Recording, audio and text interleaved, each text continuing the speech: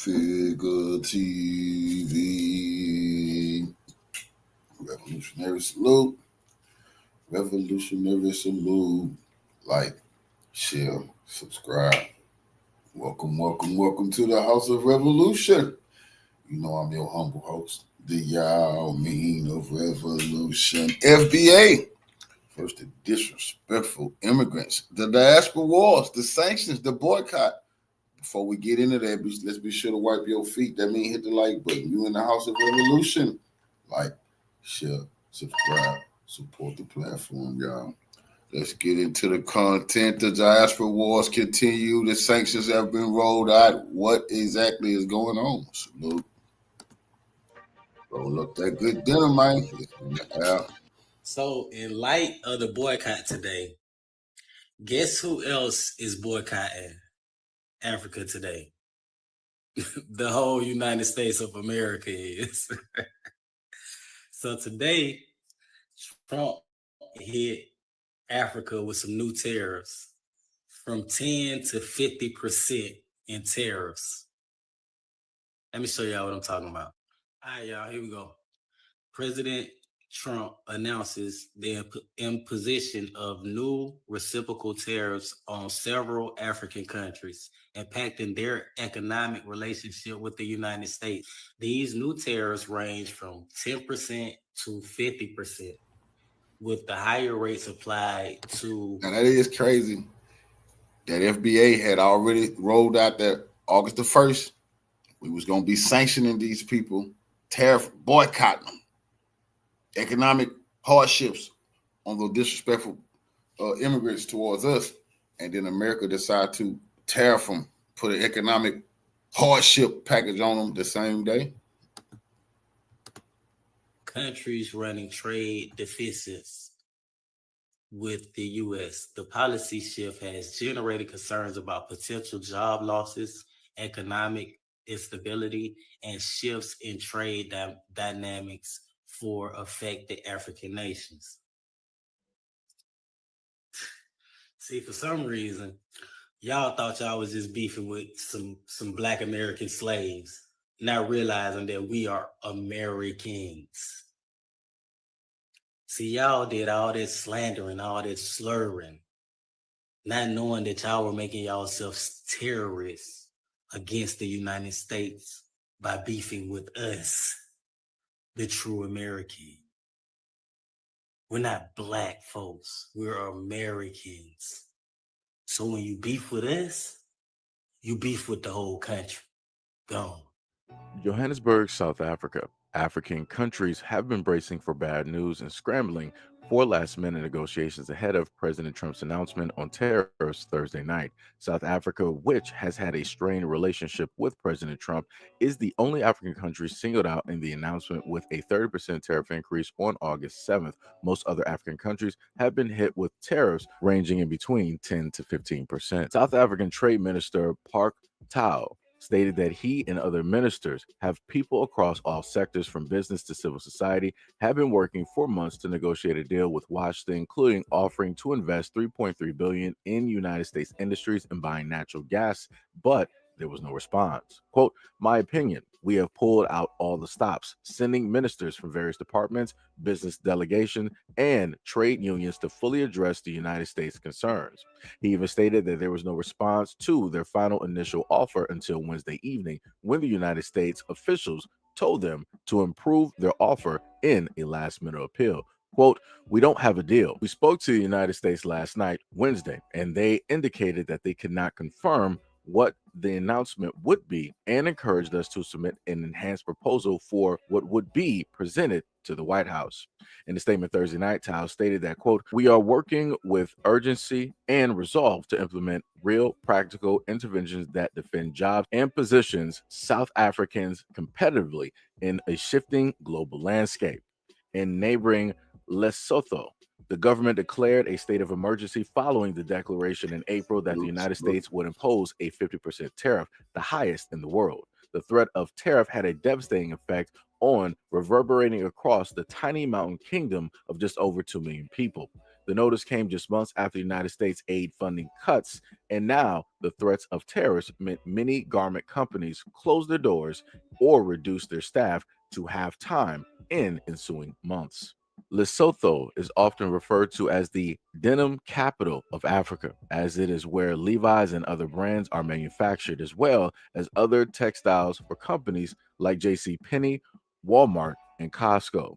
The African Growth and Opportunity Act, or the AGOA, created back in 2000 as part of the trade, not aid philosophy, gives some 35 African countries duty-free access to the United States for their goods. The textile industry, the country's main employer, providing as much as 50,000 jobs, has had a trade surplus with the United States for the last few years. This is why some economists believe that President Trump singled out Lesotho for the hefty tariffs. So, in light of the information, I wanted to bring up a little bit more information because, again, this was something that I did not know about at all. It says that cotton in Africa is primarily grown in West Africa and the Eastern zone, including coastal, eastern, and northeastern regions. West Africa has a significant number of cotton producing countries, including Benin, Burkina Faso, Cameroon, Central African Republic, Chad, Cote d'Ivoire, Ghana, Mali, Niger, Nigeria, Senegal, and Togo, according to the Mordor Intelligence. In East Africa, cotton cultivation is also present in countries like Uganda, Kenya, and Tanzania. Later on, it stated that who is the leading producer of cotton in Africa? The answer is Mali, has maintained its position for the second consecutive year as the top cotton producer among the members of countries of the regional program for integrated cotton production in Africa, the PRPICA, for the 2023 through 2024 seasons, producing 690,000 tonnes. Like I said before, for the loudest Africans directly out here, y'all are doing way too much. For the other Africans that are sitting back idly by and just watching and they're just laughing and kikiing and all this other type of stuff, like, yo, this is not going to play out well. This is not going to play out well at all. For whatever reason, y'all thought that the whole boycott that y'all were worried about all online, like, oh, you Black Americans, you Black Americans, you Black Americans, rah, rah, rah, rah, rah, right, wanted to do all that. But Trump has been placing tariffs directly on you guys. And why is it that I don't see y'all as vocal? Why is it that you where's all of that bravado, all of that confidence? Y'all want to educate, y'all want to say this, y'all want to say that, y'all got all of these degrees, and why y'all not trying to levy that against? They win at us. That's a fact. They win at us online hard. We're gonna see some of the videos they win at us. They not going at Trump. Trump or the whole of the United States government. Why is it that you guys are sitting back so quiet and so silent? But when it is that Black Americans are simply stating that because you are all being so disrespectful on these internet streets on how it is that you guys see, dictate, and speak on and brand Black Americans, we're going to boycott your businesses here in these United States, of which is our home, and you are a guest. We're going to do that because we can, because y'all don't run nothing here. You don't control nothing here, which you do not. Even though, for whatever reason, the many of the voices that I've shown on this platform thus far have all tried to state otherwise, that Africans are running the nurse and the medical industry, that there are tons of African gas stations and tons of African convenience stores.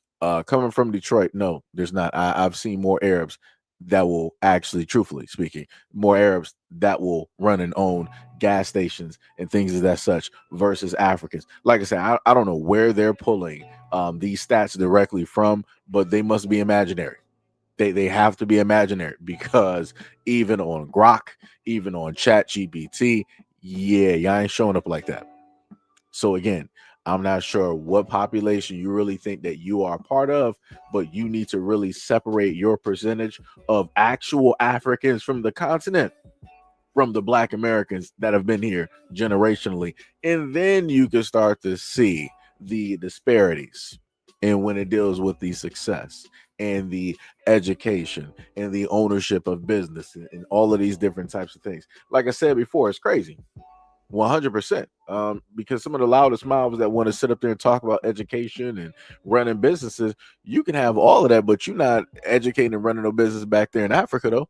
You're not doing this stuff right back at home. You're not talking about like, oh, I own a town, back in Africa with all of the education and money that I got now. I'm raising up my people and You're not talking about none of that. You're not talking about creating solar panels and giving lights and electricities to the areas that may not have it, or running water so that they don't have to continue to travel back and forth for miles. You're not talking about doing none of that.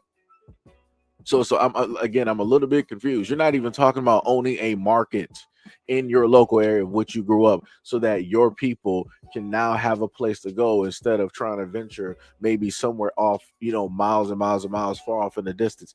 Like, again, like I said before, it's crazy how a lot of the Africans that are coming to America or just got here, or have recently been here maybe for some decades or whatnot or whatever. It's amazing how you guys want to talk so greasy. Y'all want to talk so wild, so crazy, so unhinged, as if people can't really dissect and just look at things. And I find it cute that in a lot of the speeches and in a lot of the words that you guys like to use, you have this passive aggressive, you have this type of manner of which you guys say things, but you say it in such a sarcastic and light type of way that you're trying to make it seem or come off as that you're not doing anything wrong, when psychologically you know exactly what it is that you're doing, you know what it is that you're saying, you know what it is that you're trying to trigger. And it's the exact same methodology that the Caucasians, Europeans have always been sitting up there doing. You've just decided to take on that brand, but specifically only when it is Black Americans that you're speaking to. You don't want to do this with no other group. You're not even trying to do this with another group. Going back to the example that I gave before when it dealt with President Trump and how it is that he's levied tariffs directly on your continent. But specifically in South Africa, you got that 50%. That is the highest that we have seen in a sense thus far, at least going by what the article stated. Like I said, that's crazy to me. And y'all don't have no smoke for that. Whenever it deals with Caucasians doing anything to y'all, y'all don't have no mouth. Y'all mouths are closed, not moving. It is zipped, tied, it is shut, it is lock and key thrown in the Mariana trenches. Y'all ain't saying nothing. Matter of fact, y'all putting on blinders at this moment in time because y'all don't even see what Trump is doing. And I'm like, wow, that's crazy. I'm like, so for all of this time before the quote unquote boycott was starting, y'all mouths were running like a broken faucet, had everything in the world to sit up there and say about Black Americans. We're uneducated, we don't got no money, we're this, we're that, all this other type of stuff, because we simply said, hey, you're disrespectful, we're going to teach you a lesson, we're boycotting your stuff, directly here. Cool. So the United States government, Trump, decides that they're going to sit up there and impose those tariffs, which are going to hurt your people there back at home. Don't say nothing. Wow, color me surprised. Color me surprised. And then to sit up there and find out of all of this time, and I'm probably going to repeat this, cut this and repeat it back at the first part, because again, this is wild to me. So you mean to tell me that all of this time y'all been calling us slaves and Akata and cotton pickers and all this other type of stuff, that you guys are the real cotton pickers? That's what, because I want y'all to understand, we have cotton in the United States. There is cotton that grows in the United States. So it's not like the United States really needs to have anybody else pick this cotton or to produce jeans directly for us. But for whatever reason, again, as what they did in America when they needed another base in order to do the work nobody else wanted to do, they enable other folks and pay them pennies on the dollar. And I'm guessing clearly that's what a lot of these people over in Africa are getting paid in order to pick this cotton and to produce these jeans. Because I promise you that you're not making anywhere close to what it is that a JCPenney, Levi, or anybody else is sitting up there making when they're selling these directly at their storefront with their brand names in a lot of these various countries. Wow, that's crazy. That is diabolical. And you got the nerve to be running all online and to really be talking about Black Americans, how we're just slaves and this, that. Wow. Seems like a lot of projection. That's exactly what I'm getting right here. That's exactly what I'm looking like. It looks like a lot of projection. But yet they sit up there and say that Black Americans are the most uneducated. Okay, you got it.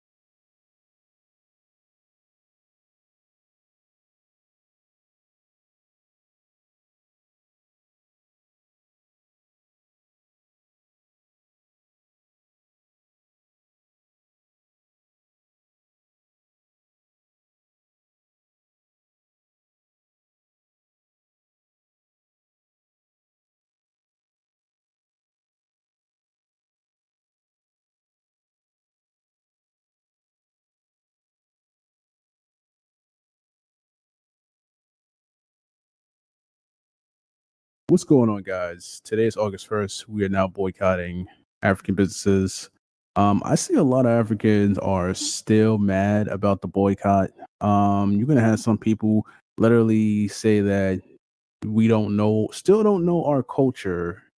As I'm like researching this, it's like some people's like, well, you don't know what I mean when I say you don't know your culture. It's because you don't know where you come from. Bitch, is that the same thing as literally saying I don't know my culture because I don't know where I come from? And who said your culture is my culture? I don't think they understand that. Like, we come from people, we got it out the pain, we got it out the mud. We've invented everything. The world follow us. They don't follow you. Okay? You're going to hear some interesting takes from Black Americans, Africans, as well as Pan-Africans, the people who are in between us, of course. So we're going to definitely get into these videos. It's interesting because it's not just the fact you're going to hear the takes. You're going to hear an African woman. Literally, I guess she went to a Black American person's house to get her hair done. And she has like an interesting story, as well as people are harping on saying that a Black American woman called Nadine, who was the reason why this happened, because you want war with Africa. Well, yeah, you want war with Black Americans, okay? And this guy's basically saying like that a Black American called Nadine. If you heard the story, you already know about it. But technically, a Black American called Nadine, asking if she has any Black American, or in the case of what they said, African Americans, hair braiders.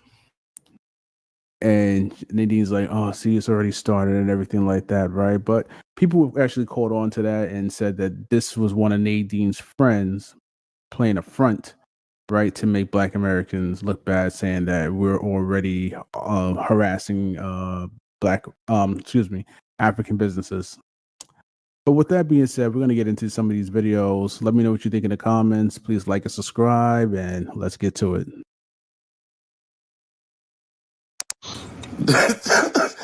This woman single-handedly, I'm going to show y'all something.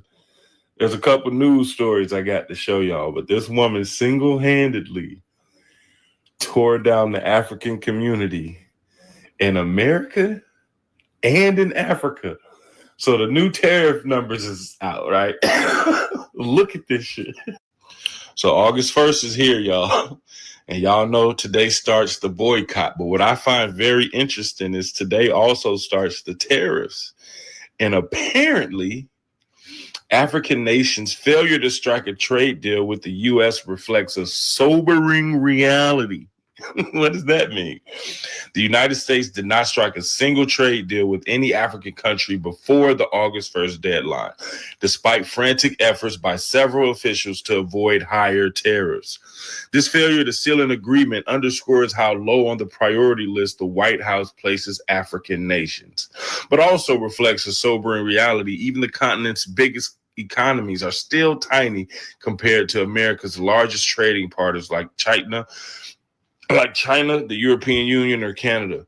So they done hit Algeria, Libya, and South Africa with 30 fucking % tariffs. I blame the African lady that was on here talking about, you want to go to war? You want to go to war? Nigga. No, you shouldn't have said that because we already at war. You just gave us something to pay attention to. Talking about Black Americans is crazy. So now y'all got it fucked up here in America. And the tariffs is fucking y'all country up over there. So even now going back ain't even too good. Stuck in the middle. What the fuck? So this is a family in Lesotho. And this is basically Trump's tariffs has just torn the economy to shreds, I guess, because they've had a surplus. So essentially, America had a huge trade deficit with a lot of African countries. Some of the tariffs are set at 15%. Some of the tariffs are set at 30%. But Trump set the tariff at 15% for any countries who we had a trade deficit with. That means we've been subsidizing Africa for a long time. And now that shit's over, here it is, August 1st. And now it all comes to light. Because, I guess it's a trade war. But y'all can't win that either. It's just all bad. How about y'all just apologize to Black Americans and to America as a whole? Nah, y'all got too much pride for that. We just gonna keep watching this shit go down, down, down, down, down. Or the tariffs is going up, motherfucker. Up, up, up. just so y'all remember, she is the reason for all of this. Whether she is or isn't, it doesn't fucking matter. From here on out, we shall blame this lady for all the tariffs across Africa and the boycotts in America. This woman single-handedly tore down the African continent and African culture here in America and over there in Africa. Her. So today is August 1st, 2025. And today is a historical day because for the first time in American history, Black people are boycotting the businesses of Black people. Oh, yes, you heard what I said. For the first time in American history, or for the first time in the history of Black people, there is a new group of people called the Foundational Black Americans. These are Black people who claim they are the Native Americans, or they are the Indians, because the Native Americans we know are the Indians, and they are the Indians now. So these people say they have no connection to Africa. This is their homeland originally. They were the first here on American soil. They had nothing to do with the transatlantic slave trade that happened from Africa to West Africa to, the shores of the Caribbean and the United States. So these foundational Black people, the FBA group, have convinced other Black Americans to boycott the businesses or everything African. So basically, if you are an African on the continent of Africa, the foundational Black people are boycotting you guys. They're boycotting your country and your continent. The foundational Black people are boycotting every business and everything African. They trying to do some on August 1st, saying that. These old voodoo 2025. So who said they do foundational Black? What type of voodoo is you trying to spells you trying to cast on us? We heard you. They heard you, motherfucker. Your ass, you gonna go, bro. You getting deported for this type of shit. All of this type of anti-foundational Black America. Your ass better be in Africa talking this type of shit. We're not playing with you, bro. You gotta go. You trying to stir up. So I don't know if this boycott is going to be forever or if it's just a few days, or I mean, they haven't really specified what this boycott entails. But all we've heard is emotional outbursts and temper tantrums about their displeasure with Africans. So they're boycotting everything African, everything. If it's from Africa, they're boycotting it. Now, Africans are Black people, and the fundamental or the foundational Black people or FBAs are also Black people. So this is Black on Black boycott. I thought it sounds like a circular. I told y'all this before, bro. You sick. These Africans told the whole world, and it's in their history, it's in science, it's in books, that everybody in the world comes from Africa. Everybody, the whole world, the yellow people, they from Africa. The Mexicans, they from Africa. The Europeans, they from Africa. Let's just get this shit straight. Everybody, that's what they say. They say everybody migrated. The yellow man migrated. The Mexican man, they migrated. Because they say only human civilization was in Africa. Check, am I right? Ain't that what they said? Why the fuck, like I keep saying, why are we the only ones then that have to be tied to that's Africa? No. We need to stop this foolishness. This is sick. This is sick. I don't feel safe. I'm starting not to feel safe around some of our so-called brothers. They got that. If we can't have you, nobody can vibe to them. Like, we can't have you. The white man show won't get you. Like, what the hell? None of y'all is getting us. We do it all this, man. This is crazy.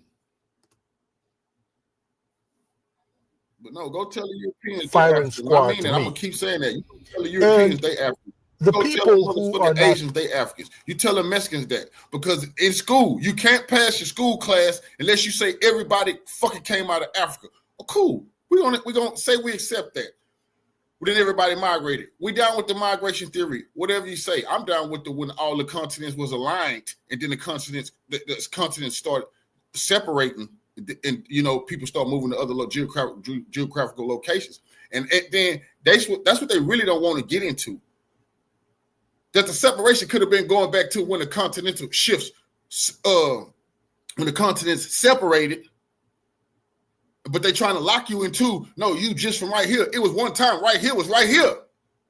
And everybody can just move freely within the continents. They trying to lock you into a fucked up time period that mess your mind up. But what I'm saying make perfect sense. Serious business. And hell no, we don't have to say, no, our people come from, no, our people was everywhere. We was everywhere. We built all kind of different civilizations. You can't just make us say, no, you get this little piece of territory over there. Hell no. You can have that. We find where we at. Not Black or African descent are just looking at us and saying, what a group of just unbelievable stupidity.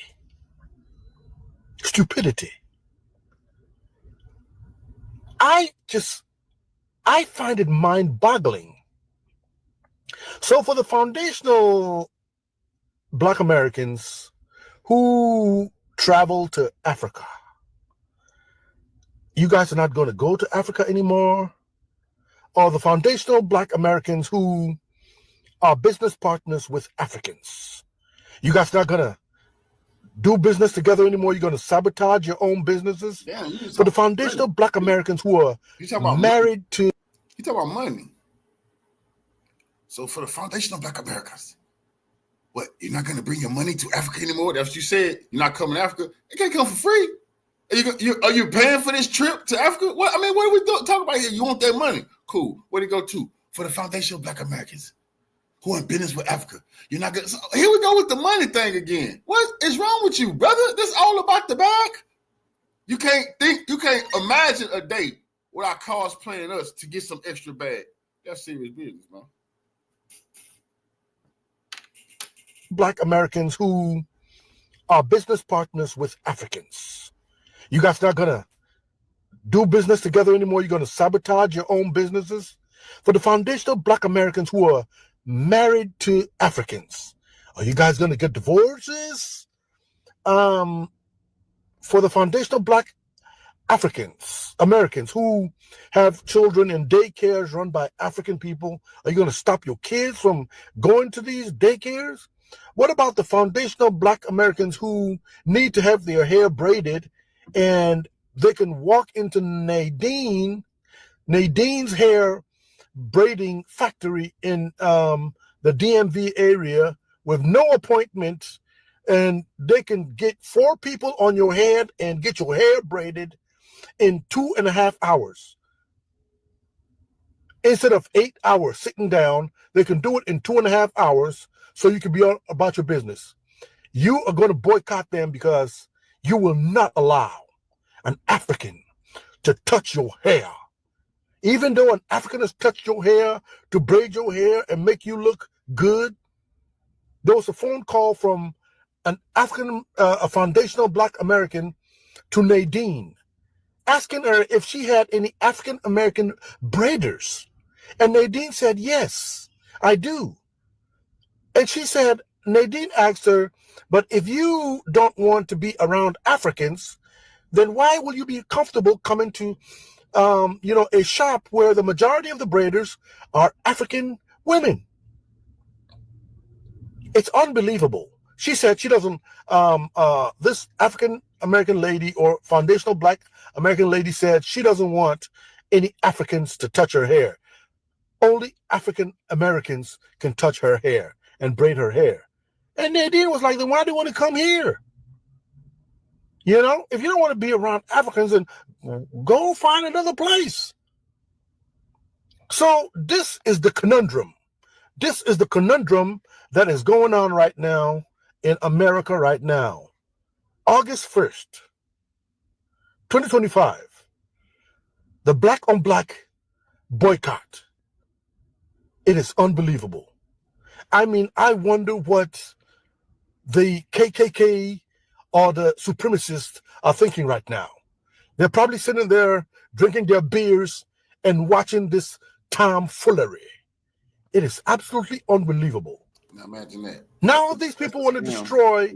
If you don't know that they sanction one another, and I said this before, the Europeans sanction one another all the time in Europe. They put sanctions on one another. They boycott one another. So do the Asian countries. They boycott one another. So do the Mexican countries. They boycott and sanction one another. But these people think we so dumb, we're the most educated, that we don't know we have every right to boycott or sanction whoever we want, even people that they say they look like us. We're not the only people on the planet who do that. He's like, I wonder what the KKK stick is. I don't know. Why don't you ask some of the people in your governments? They the black boule KKK. They carrying out all their goddamn policies. Don't act like you don't know how white people think and y'all educational system is run by whites, your school books. And stop talking to us about the KKK. You got your own white supremacy colonial problems. That's cosplaying, brother. Ain't no KKK ever said nothing to you. KKK ain't deal. What the hell you know about the KKK? You worry about Britain, France, Germany, Belgium, the Portuguese, the Dutch. They're not the Klan. Stop cosplaying us and act like our issues is your issues, because y'all are clearly they not. African businesses that are thriving. I am shocked that we have gotten to this point. I mean, I made a video about this same subject, and if you read the comments from the FBAs, the Foundational Black Americans, if you read the comments, you will see the vile, negative, disrespect, hatred, bigotry that is in the hearts and minds of people. Be the reason it's going to continue, because we're not something that I never thought stop this type of shit that I would ever experience. Talk like this in America amongst that level of hatred coming from my own people. My own people. Yes, I say my own people because we're not your people. I'm the son of an African American man and an African mother. So these foundational black people, and you chose my cousins. You chose your side. You stabbed your daddy's lineage in the back. You got your free ride in America though, didn't you? You love that. You ain't never fucking ever going back to fucking Africa. You just said to go hustle some of that American money you got and live like a king, and then come back over here, make the money, then go have your 12 wives over there. You fucking scandalous scoundrel. She got you. You should have kept that to your goddamn self. We already knew. See, when people talk like this in America, we're gonna find out your lineage. You just like you got some Shaka Zulu them people. They stabbed him in the back. I think it was his mother's tribe too, boy. You got some of that mother's tribe in you.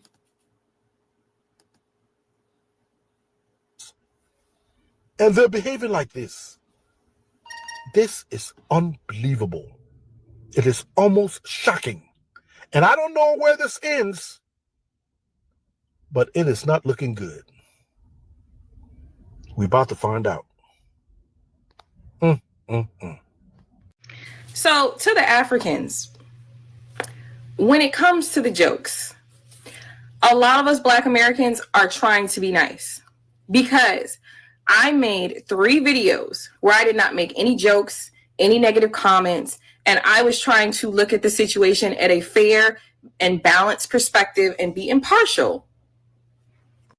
I'm telling y'all now, calm down with the jokes in the comments, because I have had people leave some comments in my comment section that were very problematic. I have left comments on stuff that did not make any negative jokes, and I've had jokes and things said to me that was completely vile. And mind you, while I understand that there's Revolutionary salute to our Queen Shannon G for the donation to the war chest. Revolutionary way of life. Absolutely appreciate the love, Queen. Salute to you. some white people that cosplay as Black, or some people who are not a part of the situation cosplay and pretend to be African or pretend to be Black to add fuel to the fire. I have recently had issues with people who I have not said anything negative to on panels that took that shit to hell, and I was trying to be nice. I've had people who have whole pages with their videos and that I've seen them on lives that have left me comments and said things to me that I've took the shit to hell, and I'm really trying to be nice. Because when it comes to joking, from what I'm hearing from a lot of African people who went to American public schools with Black people, is that some of y'all couldn't handle getting joked in school and didn't know how to clap back, or didn't learn how to clap back. So if you couldn't handle it in school, please don't make those crazy comments about slavery, about EBT, about single mothers, about welfare. Because some of us grew up watching Def Comedy Jam. Some of us grew up watching Comic View. Some of us grew up rap battling and watching rap battles, right? And some of us grew up knowing how to joke and roast other people, right? And I'm telling you right now, when it comes to the joke, you do not want to do this with us. Because I know how my people are. Some of my people are going to take it to the depths of hell. So I get if somebody says something to you first and you didn't say anything to them and it was completely unprovoked and you're clapping back. But if that person, like myself, did not make any derogatory comments or make any derogatory statements, please don't say negative things and call us a slave and EBT. Because one, I'm not no slave. 2, I'm a descendant of freedmen. And 3, I'm not even eligible for welfare. Because I got into it with one Nigerian woman who said some very vile and revolting things to me. And I barely even said anything back to her. And we were going back and forth for a few days. And she ended up blocking me just from the little bit that was said and the little bit that I said back to her. So please, please, please calm down. Okay, it's me again. So today is August 1st, and then I saw that Black African American are going to boycott African businesses today. And I just wanted to talk a little bit about that. I'm African, okay? As an African person, we work hard for what we have. So why do you guys think that y'all could just wake up one day and just go and why? Because you guys don't consider yourself African, because y'all don't know where y'all from, because you have African American artists like Ludacris, Sierra claiming that they're from Africa. They don't know where they from. Shit, when these new countries they naming themselves after, they're telling you to come claim whatever. Nigeria, that is a new name. Gambia, that's new too. Senegal, that's new. I mean, they'll tell you something new. The Europeans just name something. They tell you, come, you're this. That's what the fuck the French called that place. You see, they lost and want us to continue to be lost. See, but we are awakened and understand our position better than them. We know their position. Like I will continue to say, John Henry Clark was teaching their scholars about African history. They can't get away. They can't get away from John Henry Clark was teaching their scholars. They can't get away from that. And we know that history. So they need to stop that shit. Sierra just said that she's from Benin. Do you know what Benin is? Is in Africa. Ludacris has a Gabonese passport. No. Do you know what Gabon is? Is in Africa. So now you saying when did that come about? In the 60s? How the fuck can you be from someplace that just they just started their content place in the 60s? What's the true history of the place? They don't know. Stop. That you're not African, and then today we're gonna boycott like African businesses. Yeah. Does that make sense? Yeah. Like why? Too. Where you work here?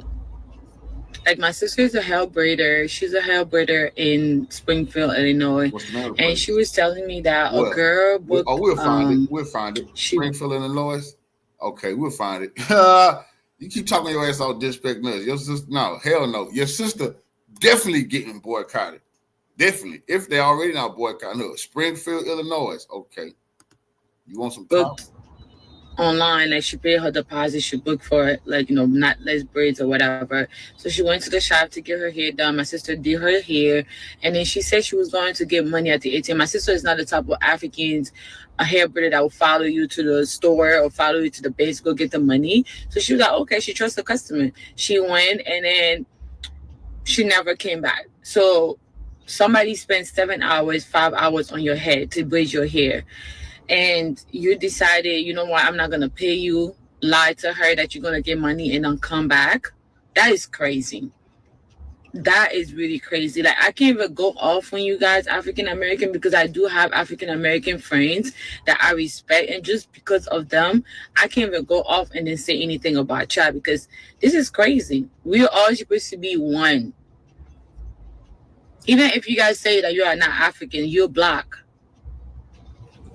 We all supposed to be one, but instead y'all decided, you know what, we don't want to be the same with these people. But you know, one thing about African though, nothing take us down. We've been through a lot. Okay, we go through a lot. So you boycotting our businesses is not going to stop us from making money. It's not going to stop us from being great. So y'all go ahead and do whatever y'all want to do, honestly. And if that makes y'all happy, and it's going to, like that girl that didn't pay my sister, like if that money's going to help you and then be successful, go ahead, sis. Like, it's August 1st, and so we supposed to be boycotting African business, yada yada. And this beautiful queen tagged me in a video, and I had to say thank you. Now, this is going to be my last video on this topic. If you don't agree, that's fine. But she tagged me and I had to say, thank you, you made my point. Now, the video had a beautiful Black African queen that was speaking to African, and in that video, she was defending us. She was like, how dare y'all African speak about African American and yada, yada. You know, she was defending the Black Americans. And the reason why I said thank you, because that was my main point. You could come on this app, and yes, you will find Africans speak bad about us, but you also will find Africans that speak well about us. You can find Americans that speak bad about Africans, and you can find Americans that defend Africans. I guess someone like me. Now, the point of also why I cannot jump on this African ban is there isn't a race that you can't come on this app and you don't find them speaking about Black Americans. You cannot. But let me also say this. If you want to find a race of people that don't like us and say what the hell they want to say with their chests out, it's not the Africans. If your truck driver brother, and in cases I got cousins that's on the road, if they disappear tomorrow, I'm not thinking the Africans did it. Y'all know who we thinking, right? If our kids disappear and get mistreated in school and things like that, we're not thinking the Africans. That's not what we're thinking. When things happen to us and being unalive by a certain race, we're not thinking the Africans. So if we're going to start boycotting based off of disrespect, we're going to pick the Africans first. We're not going to go to that race they've been showing us for years and still do treat us like they don't care and unaliving us and telling us we need to all go home. Yeah, they tell all of us to go back home. We're not going to start with them first. We're going to start with my grandmother would turn over in her grave, as they say. My grandmother would turn over in her grave. Now, I've said it. If we were boycotting businesses like this particular African-American braider, not African-American, if this particular African braider did this, the particular restaurant did this, okay, just like we supposed to be boycotting Amazon, we supposed to be boycotting, Target, okay. But if we going to start with a race, we going to start with a race that those other people can't tell the difference unless we open our mouth and speak. I'm not doing that. I would know if my grandmother was still here and I tell her I'm about to boycott her grandmother. Yeah, her grandmother. Do you know how that sounds? I am so sorry. If y'all don't see something wrong with that, those other people got to be laughing at us that we talking about boycotting Africans because they disrespect us. But the main race that disrespect us, you know why we can't boycott those main races? Because they got all the power, all the stores, the Walmart, the Starbucks, all the stuff that we like to buy, the name brand, Forever 21. If we go to the mall, we won't be able to shop. So we can't go at them, but we're going to come back to us. No, I'm sorry. If y'all don't get it, give me a particular business that disrespect us, and I know not to go there. But you're not going to tell me to boycott a whole Black race. You're not going to get me to do it. Like I said, my grandmother would turn over in her grave. Hey guys, today is August 1st, and apparently African Americans are supposed to be boycotting African businesses starting today, August 1st, until I'm not sure when. But the proposed time frame is about the whole month of August. Reason being, they feel like they're being disrespected by the Africans in the US. They feel like the Africans in the US look down upon them, and especially when they go to these hair braiding shops and salons and restaurants. The big one is the hair braiding. So there's a slew of videos on TikTok of very, very displeased and satisfied customers, African American customers, Black Americans who have gone to African hair shops to get their hair braided. Granted, African hair braiding shops, that's a big, big business here in the US. It's a thriving business. Sometimes it's very difficult for you to get somebody to braid your hair. So they're on high demand. So what the African Americans are saying is that they're not saying that they hate Africans. What they're saying is that the level of professionalism when they go to these African shops is subpar. They feel like they're not taken care of well. They feel like they're disrespected. They feel like when they go there, the Africans start talking in their own language. And so they feel like they're being talked about. So they feel ignored and isolated. The other concern was when they don't keep time, or when they move from one customer to the other and don't respect that blocked time that somebody has made an appointment. The other complaint that they've said is the double booking, not following or not respecting the time that the customer has scheduled. So you find that when you go there, your time is 11 o'clock, there's already somebody sitting there. And so you have to wait.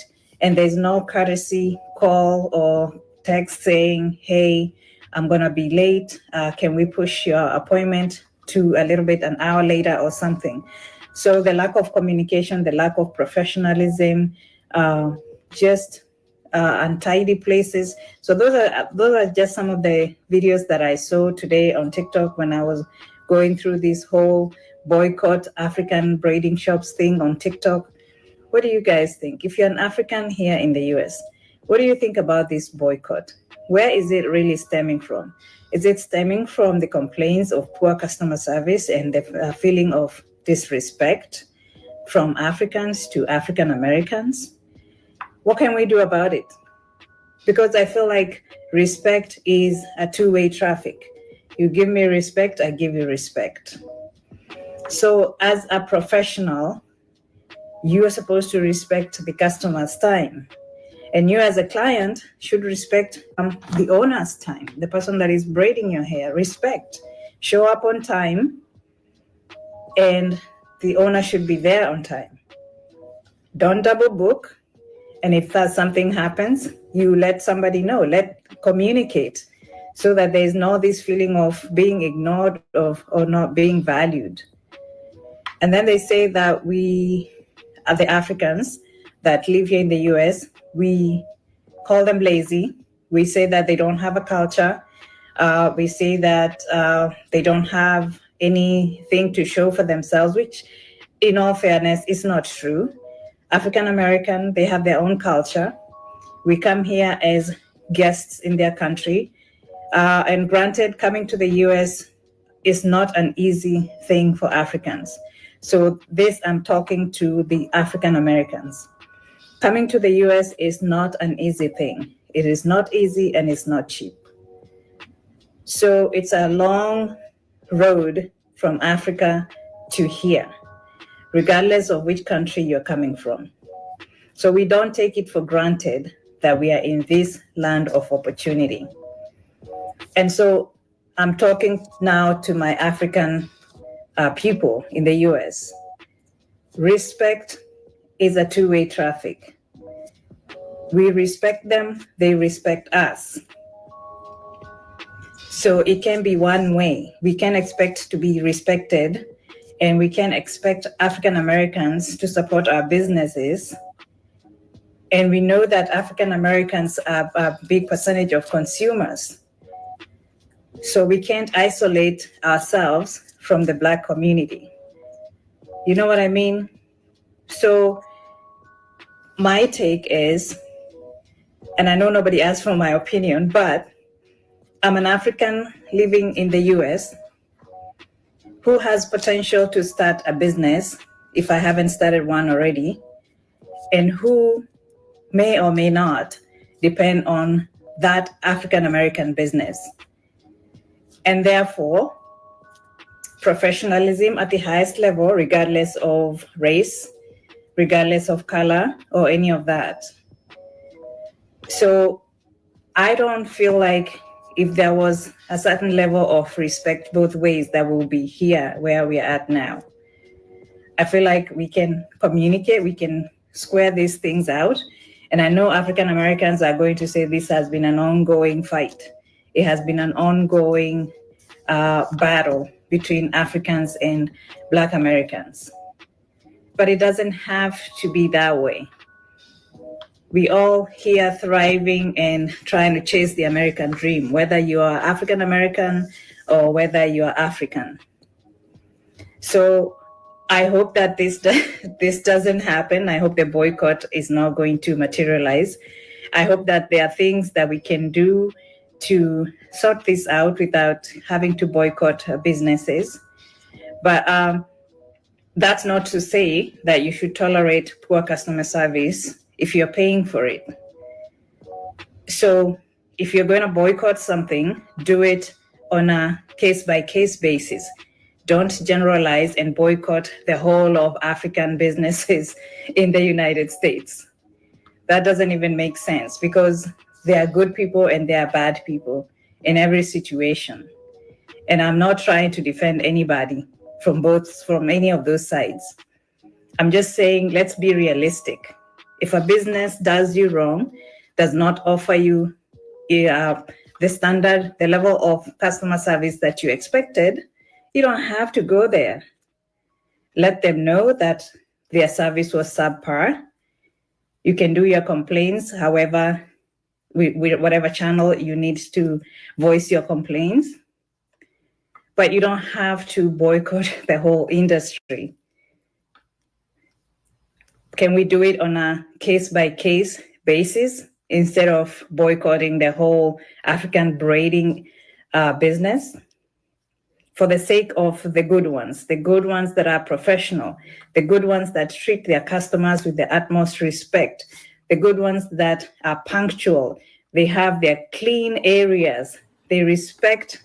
They don't bring their little kids running around everywhere. That's not how you sanction. This is economic sanctions. No, ma'am. No, ma'am. That's not how I go. We need the good ones to get the bad ones in line and show them that they're collectively bringing down the good ones with their actions. This has been going on far too long, ma'am. And this is what's so great. You convince your people and not us. If you can't convince your people, there's no way in hell you would ever convince us. Can you understand that, ma'am? What I think is you've been having a nice time yourself cosplaying us over here, made a nice life for yourself, and you probably don't want to reap the whirlwind that's coming, you know? So you should just talk to them and see if you can help get their mind right, ma'am, because no, it's collectively, you know, this has to happen. Be on the phone all the time. That's how governments work. The good ones that respect you as a person. All these good ones, regardless of whether you ones, man. Well, listen, we see you don't understand. Here in the FBA, we don't like to hear good, bad, good apple, bad apple. That's what the biggest be saying. We don't like to talk like that. The good, it's some good ones, it's some bad ones. We don't know about all that. So don't do that. Don't do that.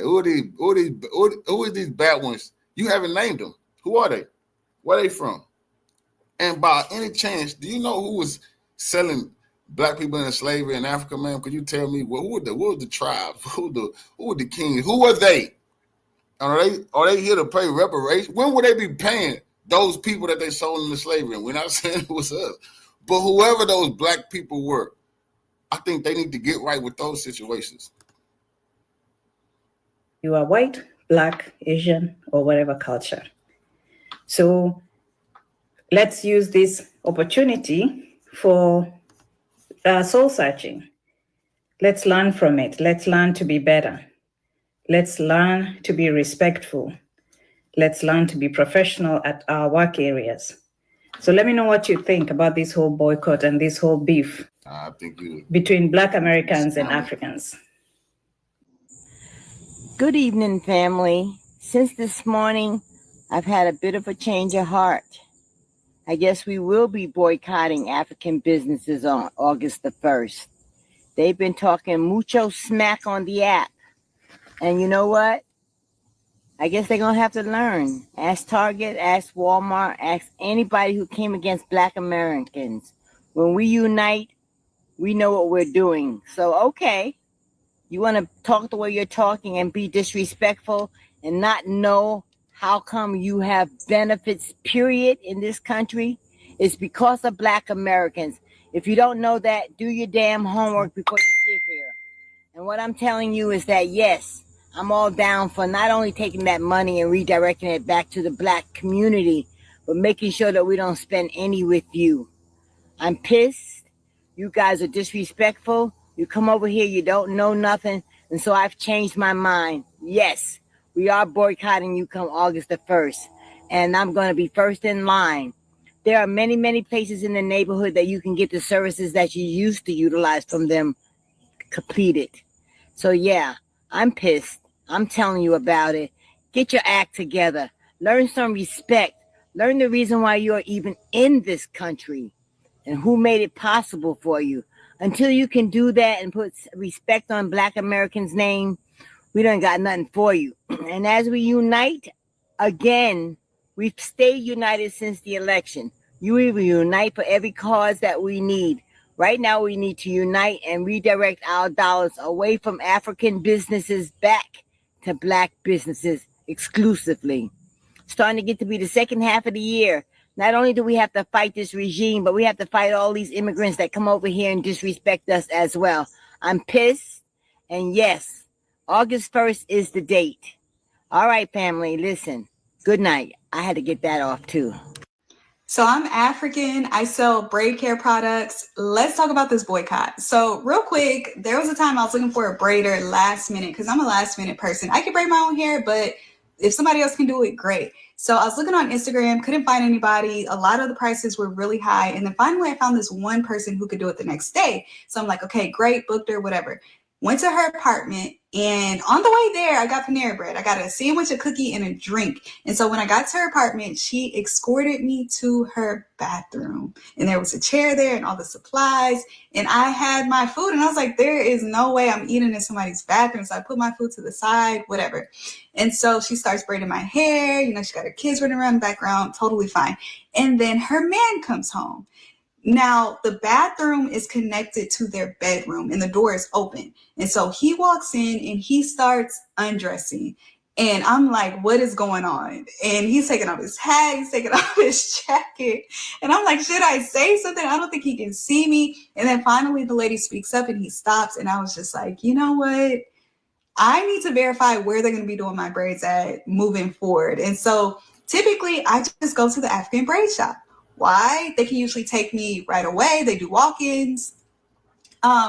They are quick and usually the prices are right. And so that's my go-to, but both are good. It just depends on what you're going for that day. If you want somebody to braid in their house or if you want to go to the shop. Now, when it comes to the boycott, I understand the frustration sometimes with my people. You talking about your husband got seven fucking wives. Like what? Your husband got 7, 8 wives. What's wrong with you? That's another reason why a lot of y'all trying to run over here. You just don't want to be one part of the bunch. Don't be using up all our freedoms. No. That's another thing. We talking about culture. That means we're gonna have that talk. Y'all talking about culture.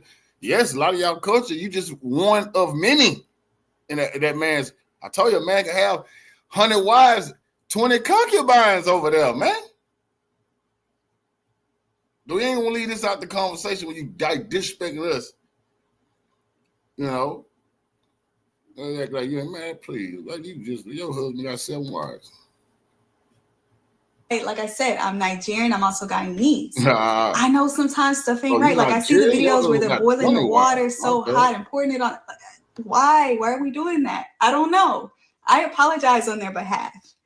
Now, does it make sense to say I'm going to boycott an entire people group across industries? No, why would we boycott ourselves? It really doesn't make any sense. I think if you've had a poor experience, call them out, report them. Do what we do, you know, on TikTok where we say, hey, don't go to so-and-so because this is what happened. That's great.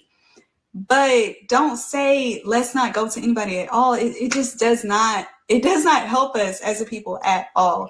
And something else I'll say is we as customers should start speaking up. You need to worry about Boko Haram in Nigeria. Every fucking last TikTok video should be about Boko Haram kidnapping those girls, being sold into sex slavery, and those little boys being kidnapped and being child warriors. Why the fuck are you on TikTok talking about anything else?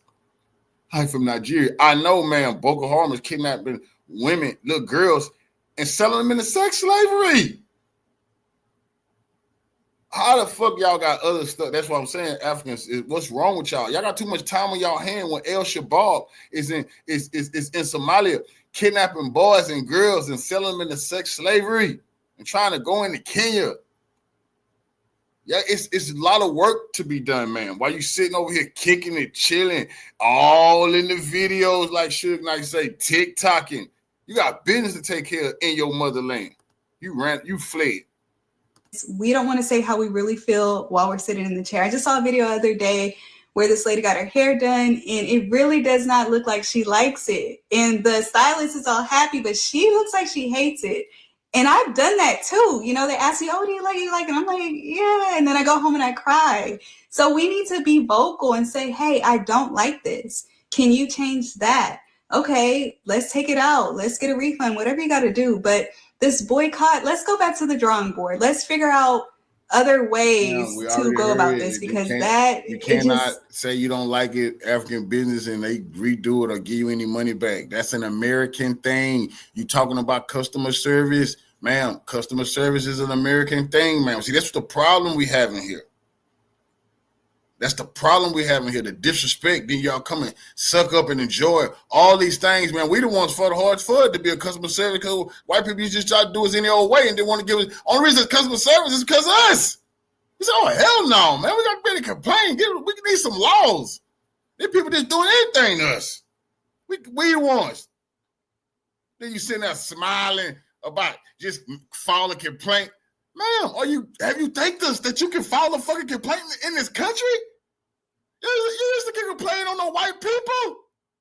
We fought, bled, and died to stand up and be heard. We ain't taking no crap products. You ain't treating us any old way. You ain't taking our money and giving us secondhand bullshit. And now y'all saying you should just protest. Man, where did we started this?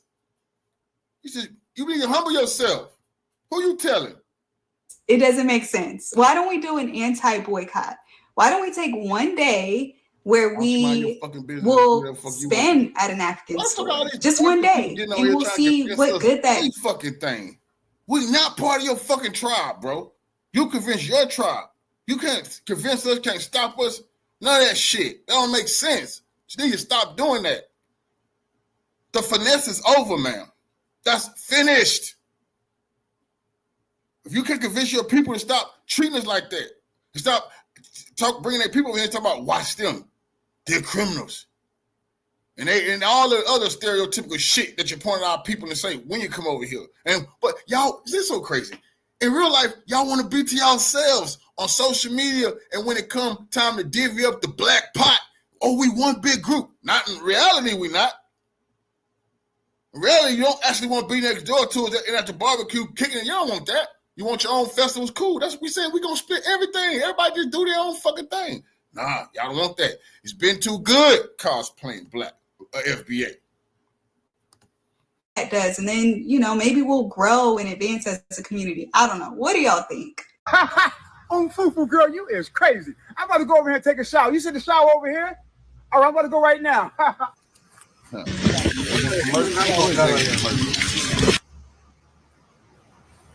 Fufu, this is a shower?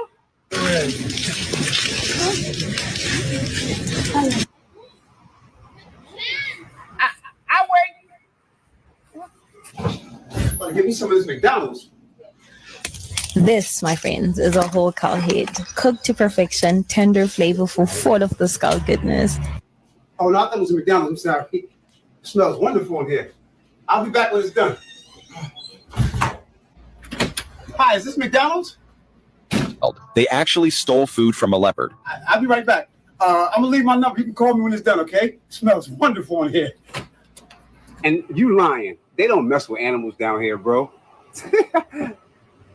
You are right. The strong man in front of you has a pair of unique cow legs with a cute cow's tail behind his buttocks. The mouth kept making cow barking sounds. Bro, I didn't even know humans can have babies with cows. Nah, I promise I'm not leaving, Kunta. I'm just going to pick my wife up from the beauty salon. I'll be right back. Babe, your hair done yet? What's that smell? Slathering their hair with cow dung and adorning it with all sorts of decorative items. Baby, we're gonna go to the other beauty salon in America. Come on. So how long does it normally take to do my feet? You gotta do him next? Nah, I do it myself. I do it myself.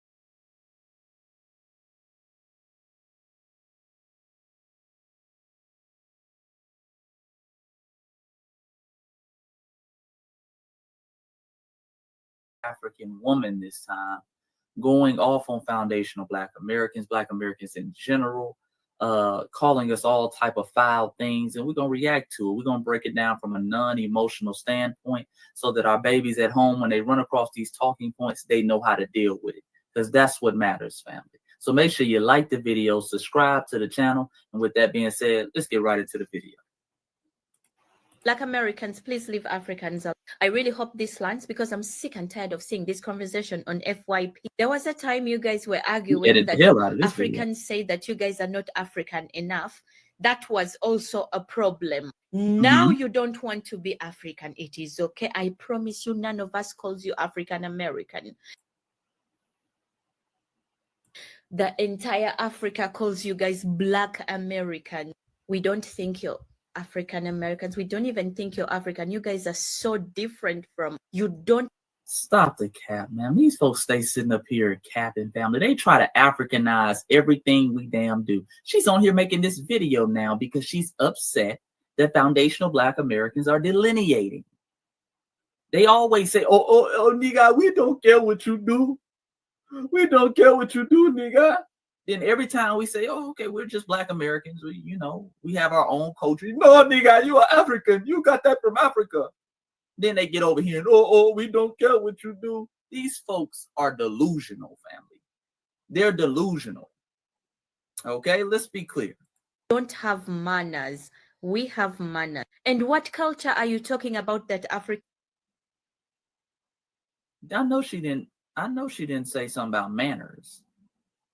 Oh, Lord, hold on, family. Hold on. Let me play that back. I missed that part. Let me play that back. You guys, Black American.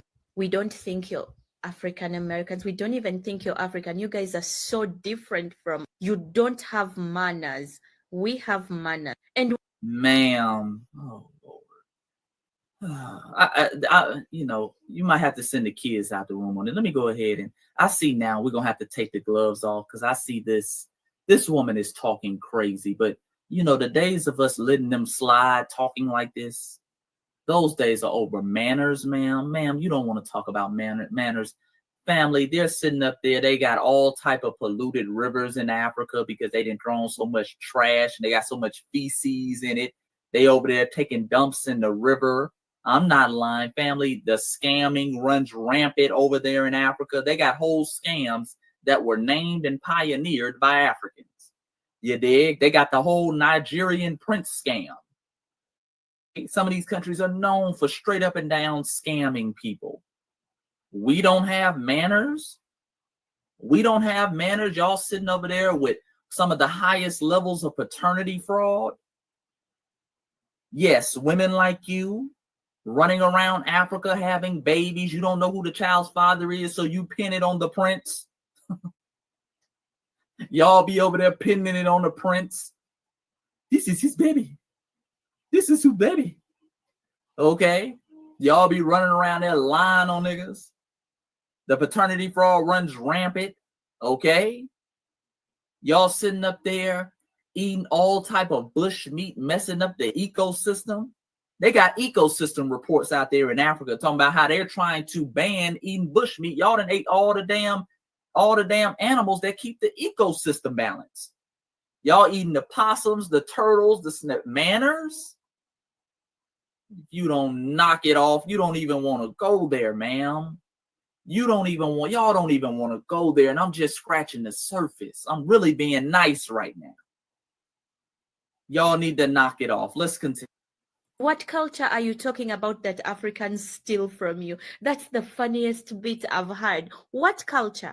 They're not like us. You're not like us. We're not like you. Is that your culture? Yes, ma'am. Yes, ma'am. That is part of our culture. She asked what culture and then turned around and started rapping / singing our culture. These folks have another level of delusion. And that shows you how contagious, that shows you how influential it is. Even people like her, who are grade A haters, will sit up here and ask dumbass questions like what culture while rapping our culture. She couldn't even muster up enough intellectual ability to think of something different to say.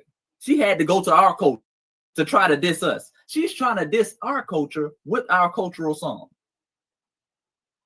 Okay? And she's not even in America. That shows you our influence. They've been playing that song on repeat around the world, family. These folks are delusional, though. I told you, these folks are delusional. Let's continue. Africa has 54 countries and we have over 1 billion tribes. Each tribe is attached to tradition and norms. We do culture things that you don't even. For example, I am a Muganda from Uganda. That's my tribe. And we have Buganda things that we do in our Buganda kingdom. We have the Basoga, the Banyankole. Do you even know what that is? No. No, family, let me know in the comment section. Do you know what the Buganda tribe is? Have y'all ever heard of the Buganda tribe? What she say? The Buganda people from Uganda. Boy, they original as hell with these names, ain't they? The Buganda people from Uganda. We don't know what that is, ma'am. We don't know who y'all are. We damn near don't know where y'all located. And we most importantly don't know anything of significance that you have done. We don't. And we shouldn't be ashamed of that, family. That's not a shame, because guess what? Most of the world, I bet you 95% of the world don't know who the hell y'all are. Hell, I bet you most people on the continent of Africa don't know who y'all are, family. You dig? Nobody knows you. Don't feel ashamed, foundational Black Americans. These folks love to try to shame us of not knowing who their tribe is. Oh, nigga, do you know what a tribe is? Do you know? I'm from the Buganda people. Do you know what that is? No.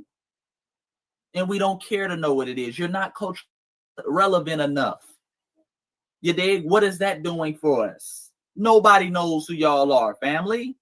Stop it. Stop it. Don't let these folks shame you into not knowing their insignificant ass tribe. Don't let them play that game, family. Okay, matter of fact, I feel petty today. Let's ask ChatGPT. Because they might say, Chase, you're biased. Everybody knows who the Bugandan tribe is. Let's ask ChatGPT, family. What percentage of the world knows who the Bugandan tribe is? Because maybe it's just us dumb foundational Black Americans. Let's ask ChatGPT. Okay, family, as you can see, I said, what percentage of people on earth do you think have ever heard of the Bugandan tribe from Uganda?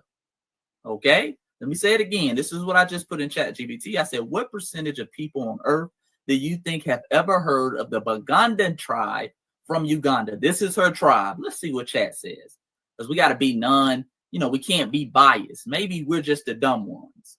Okay, let's see what ChatGPT said. All right. Chat said it's difficult to give an exact percentage, but based on global awareness levels, historical presence in international media and educational exposure, less than 1% of the global population has likely heard of the Bugandan tribe from Uganda. Oh, Lord. Okay. Then it started giving some more explanations. Let's hold on, family. Let's try it with foundational Black Americans, okay? Let's say Black Americans. What percentage of people on earth have heard of our tribe? All right, as you can see, family, I said, what percentage of people on earth do you think have ever heard of Black Americans? This is ChatGPT, okay? Let's see what Chat gives us. Oh, Lord. An estimated 60 to 75% of the world's population has likely heard of Black Americans, though the levels of understanding varies greatly. Oh, 75, damn it. 43 million of us, foundational Black Americans, and 75% of the whole damn world has heard of us. That lets you know where that jealousy, that hatred, and contempt comes from, family. They don't want to play this whole game of tribe versus tribe. We would wipe the floor with them. And hold on, I feel like being petty. Let's see what chat says. I wonder who is more known on the continent of Africa. Let's go to their continent.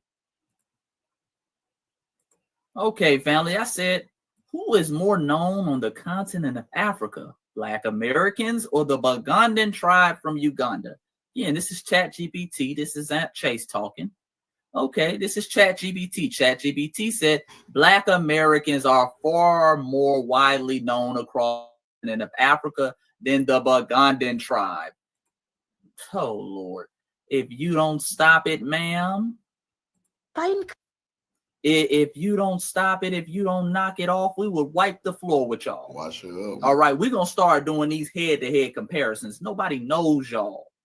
This whole thing, you trying to pull some rank because you come from a damn African tribe. Ma'am, our tribe and our ethnogenesis was rooted in resistance, rooted in culture, rooted in of knowledge of self, of heritage, of innovation.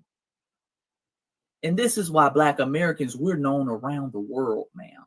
And that's what bites you in your ass. That's what bites y'all in your ass. When around us trying to pull rank, talking about what tribe you from, and the first thing we say is who? Where? Boy, that hurts them. But let's continue, because I got a feeling she's not done cooking herself.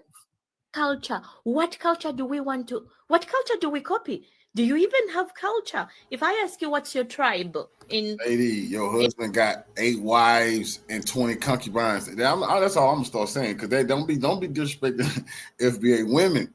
Who they man is they man. They relationship is they relationship. And it's just true. It's no disrespect to the Africans in a culture of having several wives and several different concubines. All for that one man. See, traumatized. It wants somebody to lash you. It won't be lashing out. You can't talk to your man. They can't talk to their men like this. That's what's so crazy. What the hell you think you're talking to us crazy for? You can't talk like that. You can't raise your head up when you're talking to him. You gotta look down at the floor in a hushed tone. You don't have to get beat. Ain't no such thing as domestic violence in a lot of over there, a lot of different villages and cities. Ain't no domestic violence. Man still got the right to do whatever he want with them women.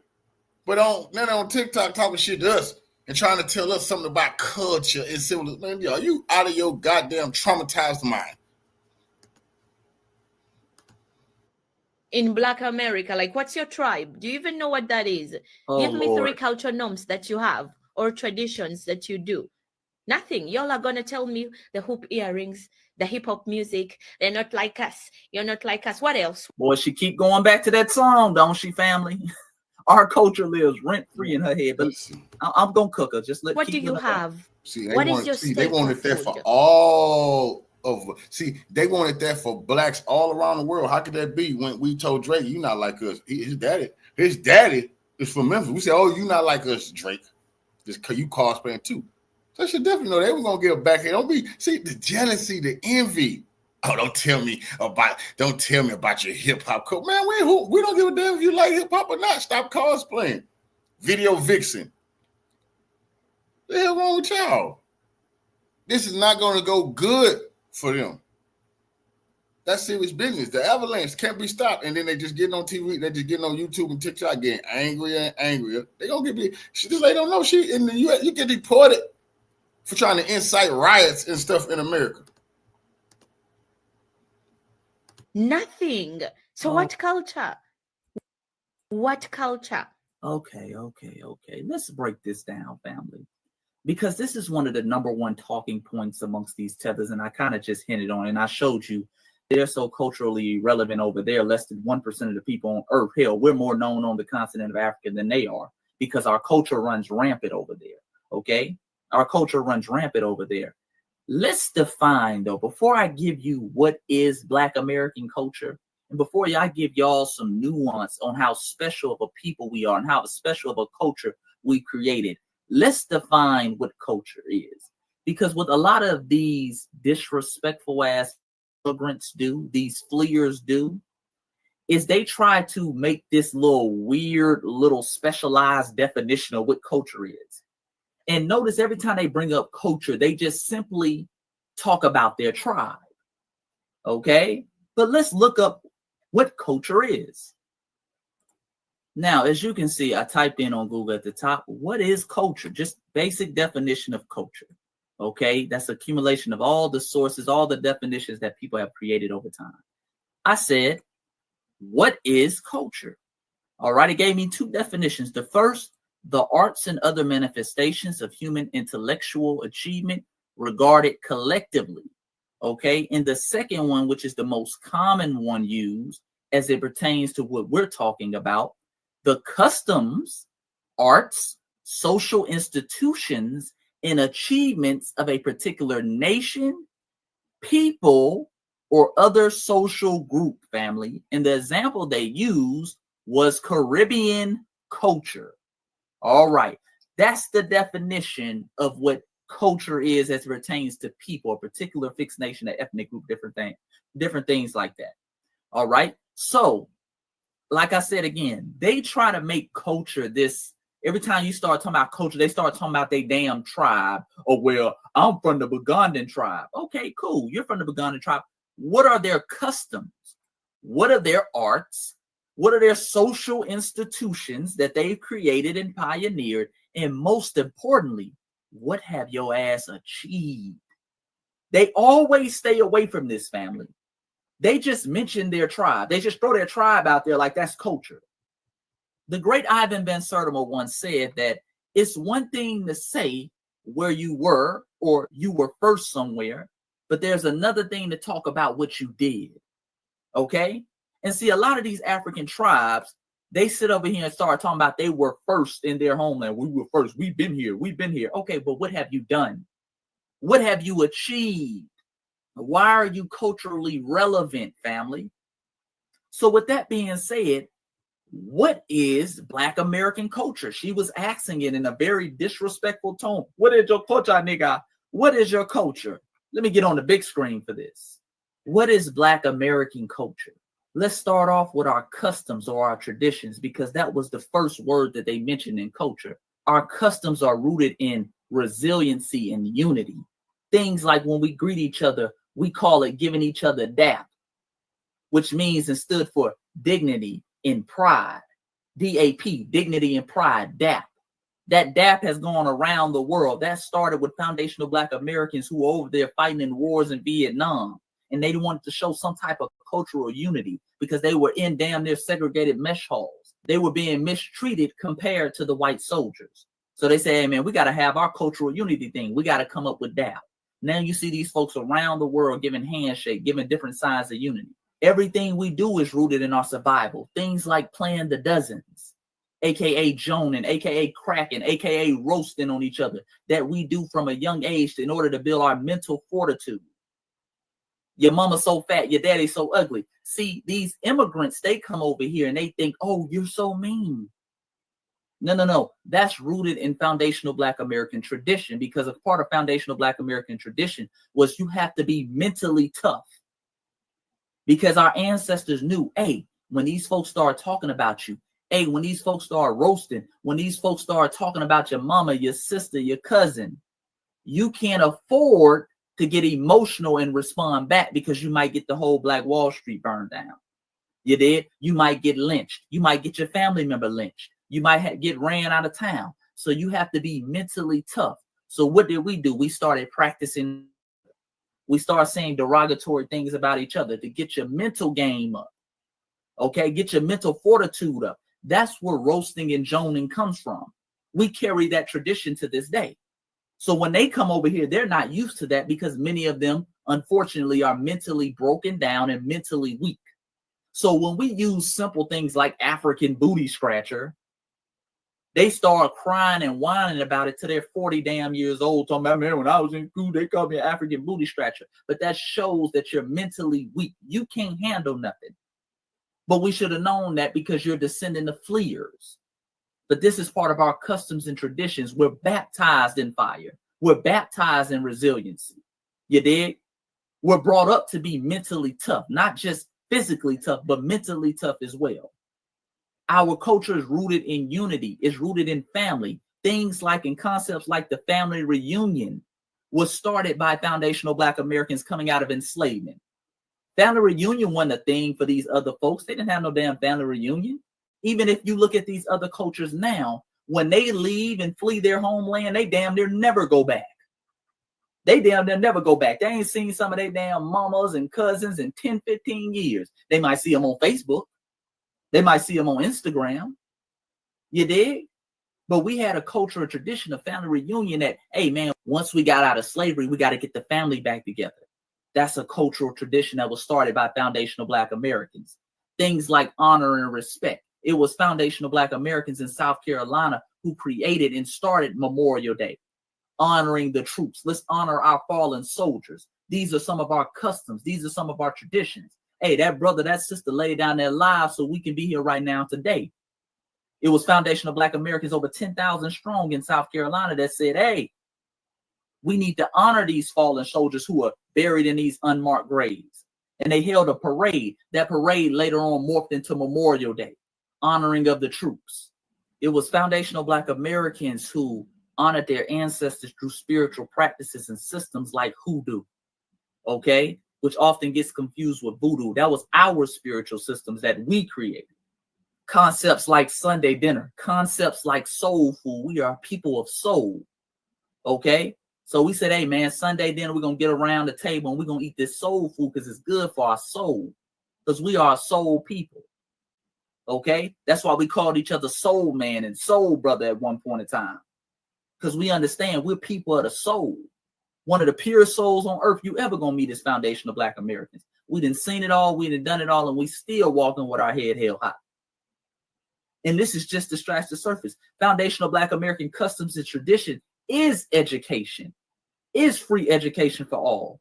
It was foundational Black Americans who, coming out of enslavement, okay, cut their illiteracy rate in half within a span of 30 years, who went from not being able to read, not being able to write, to damn near half of our population being literate in 30 years.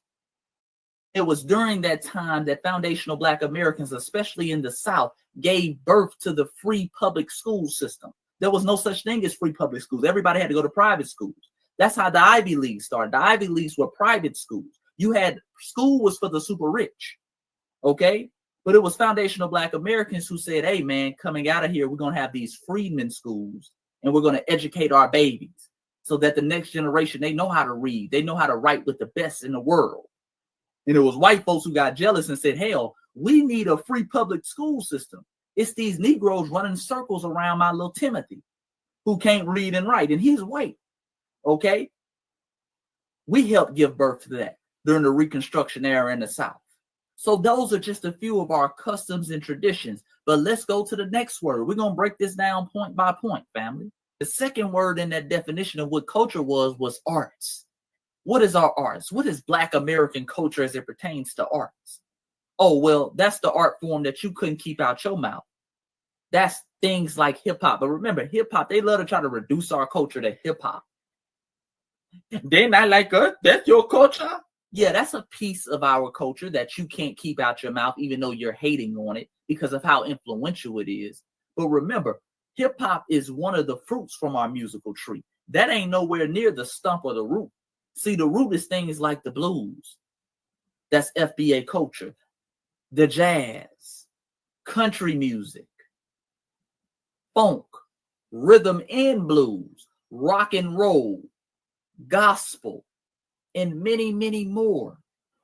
All that have impacted and influenced the world, including your music. Remember, the most popular music genre coming out the continent of Africa right now is Afro beats with an S, which is a spinoff of Afro beat that was created by Fela Kuti. Remember where Fela Kuti got it from, okay? Let's go in our receipt bag again, okay? And this is from a New York Times article that was put out in 1977 called Nigeria's Dissident Superstar, talking about Fela Kuti. And let's scroll down, family. And boy, the ancestors, and boy, it just started raining out of nowhere in Atlanta. That's the ancestors rejoicing for this straightening that we're doing. They're rejoicing for this straightening that we're doing. Now, this is what the New York Times article says. Follow with me now. A flamboyant musician named Pele mixes radical politics with pidgin English in songs so explosive the government has banned his performance. Okay? It goes into his life story. And as you can see, I wasn't lying. It's really raining out here. Really storming out here. You dig? But I'm not going to close the window. I'm going to keep it open because that's the ancestors rejoicing right now. Okay? It says, then he went to England to study at the London School of Music, where he was exposed to American jazz and fell under the spell of Charlie Parker, FBA, Johnny Coltrane, and Miles Davis, FBA brothers, okay? By combining the bouncy high life and American jazz, he invented Afrobeat, a new sound. All right. You dig? It goes on to say the turning point of his career seems to have come after his visit to the United States in 1969. In San Francisco, he met Sandra Isidore, a young woman on the fringes of the Black Panther movement, who gave him books to read and introduced him to men who were stirring crowds with radical rhetoric. Okay, he got around some of that FBA revolutionary energy.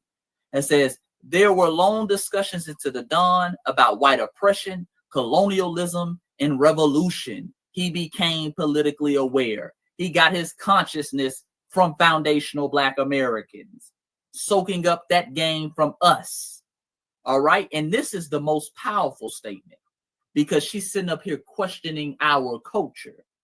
She's sitting up here what culture do you have, nigga? Oh, ma'am, I'm going to let one of your Africans say it. He said that it was incredible how my head was turned. Everything fell into place, man. Dele says, for the first time, I saw the essence of Blackism, aka Black nationalism. It's crazy in the States. People think Black Power movement drew inspiration from Africa. All these Americans come over here looking for awareness. They don't realize they're the ones who got it over there. He said, while we were even ashamed to go around in national dress until we saw pictures of Blacks wearing dashikis on 125th Street. I'll stop right there. Okay? I'll stop right there. And I didn't even get into our dances that we created. I didn't even get into our arts like the Harlem Renaissance, like graffiti. That's one of the elements of hip hop that was created by foundational Black Americans in Philadelphia by the name of Cornbread. I didn't even get into that. That's light work. Okay? That's our arts, but it's more to the definition of what culture is. It also goes on to say that culture is your social institutions that you built. Okay? We created institutions for higher learning, our own place of education. We call them HBCUs or historically Black colleges. From Lincoln to Howard, to FAMU, to Jackson State, to Cheney, and many, many, many more, over 100 of them here in the United States that not only gave birth to some of our great leaders, but gave birth to some of your revolutionaries, like the Kwame Nkrumahs. Remember, Kwame Nkrumah went to Lincoln University. Kwame Nkrumah was over there in Harlem and places like that on 125th Streets during those college summers, soaking up that game. He took that energy back and became the first independent president of Ghana. Other people like Nnamdi Azikiwe, okay, the first president of Nigeria who went to Lincoln University and Howard University, okay, got up under foundational Black Americans, took that type of energy back home and became the first president in his damn independent country. You dig? Those are the social institutions that we pioneered and we created and we made it possible for you to go to. Institutions and organizations that we created like SNCC, okay? The Student Non-Violent Coordinating Committee that helped fight for civil rights. You dig? The NAACP and many, many others, CORE, that helped to fight for our civil rights so that you can come here, you can tether off of us, and you can get the tangible and benefits that they fought and died for. Those are just a few of our social institutions and organizations. But wait, there is more. Because most importantly, the thing that they are afraid to mention about culture, it says the last thing is achievements. What have you achieved? Oh, I couldn't wait for this one. Oh, let me get right. I couldn't wait for this one. What is Black American culture? They say culture is your achievements. They ended with that. Oh man, what have Black Americans achieved? Number one, our ethnogenesis. We broke the shackles and chains of enslavement. We ended slavery.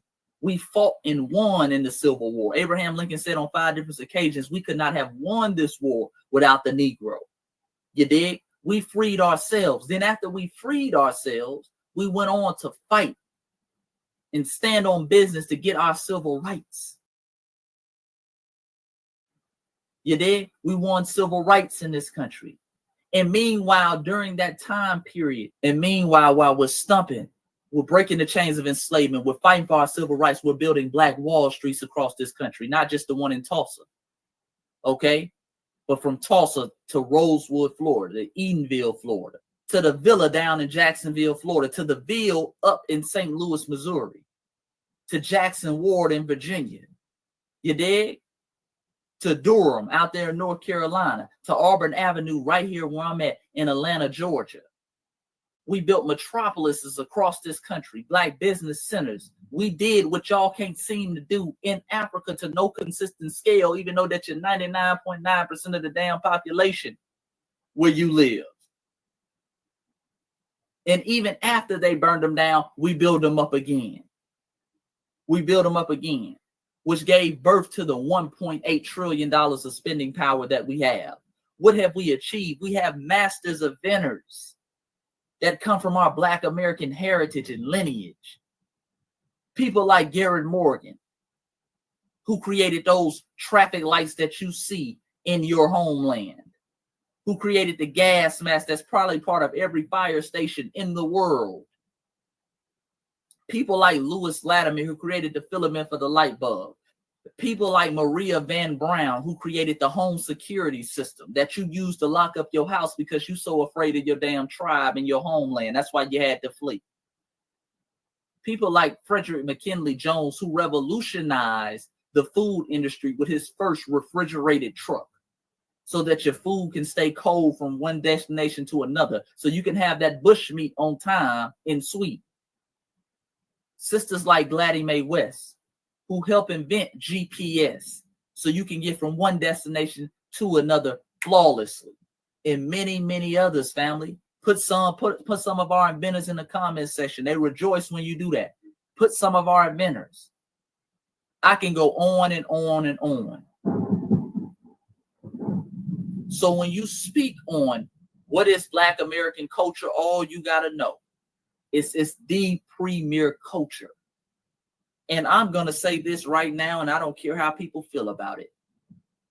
It's only one culture in history that can maybe give us a run for our money as foundational Black Americans. Only one, and that's the ancient Egyptians. That's the only culture who can maybe give us a run for our money. Other than that, we wash all of y'all culture.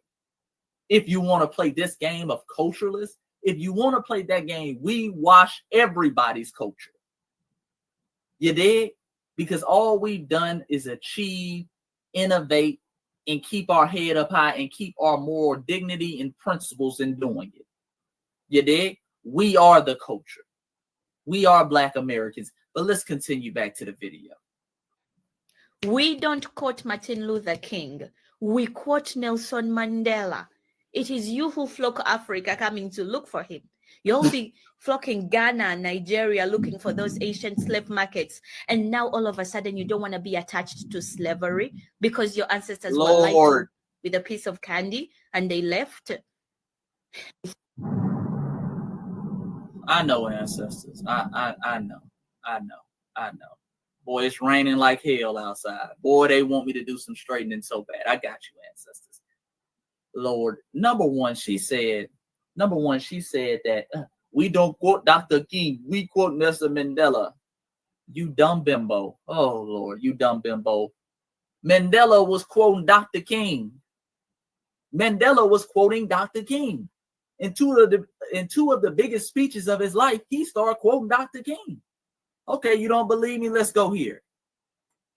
Okay, now family, this is Nelson Mandela accepting his Nobel Peace Prize. I believe this was in 94, 93, 94. I can't remember exactly. And this is him. He's going to start mentioning and quoting Dr. King.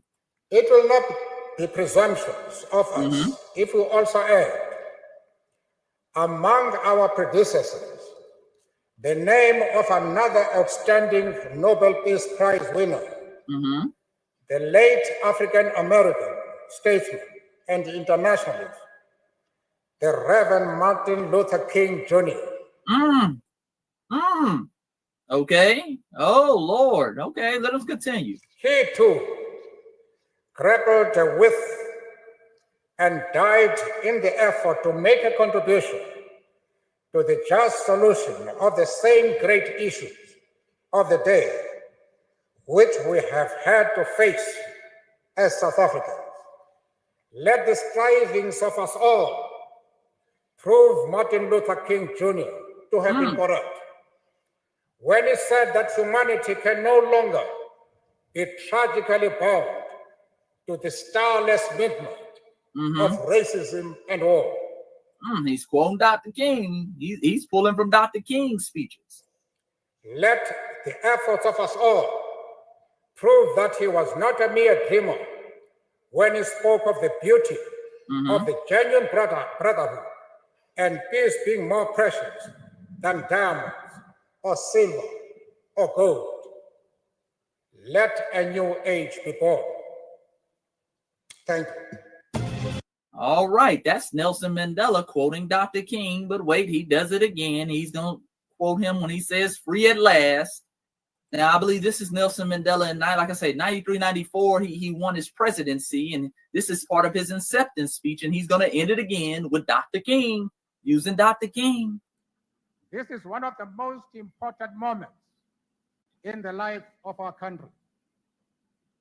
I stand before you filled with deep pride and joy.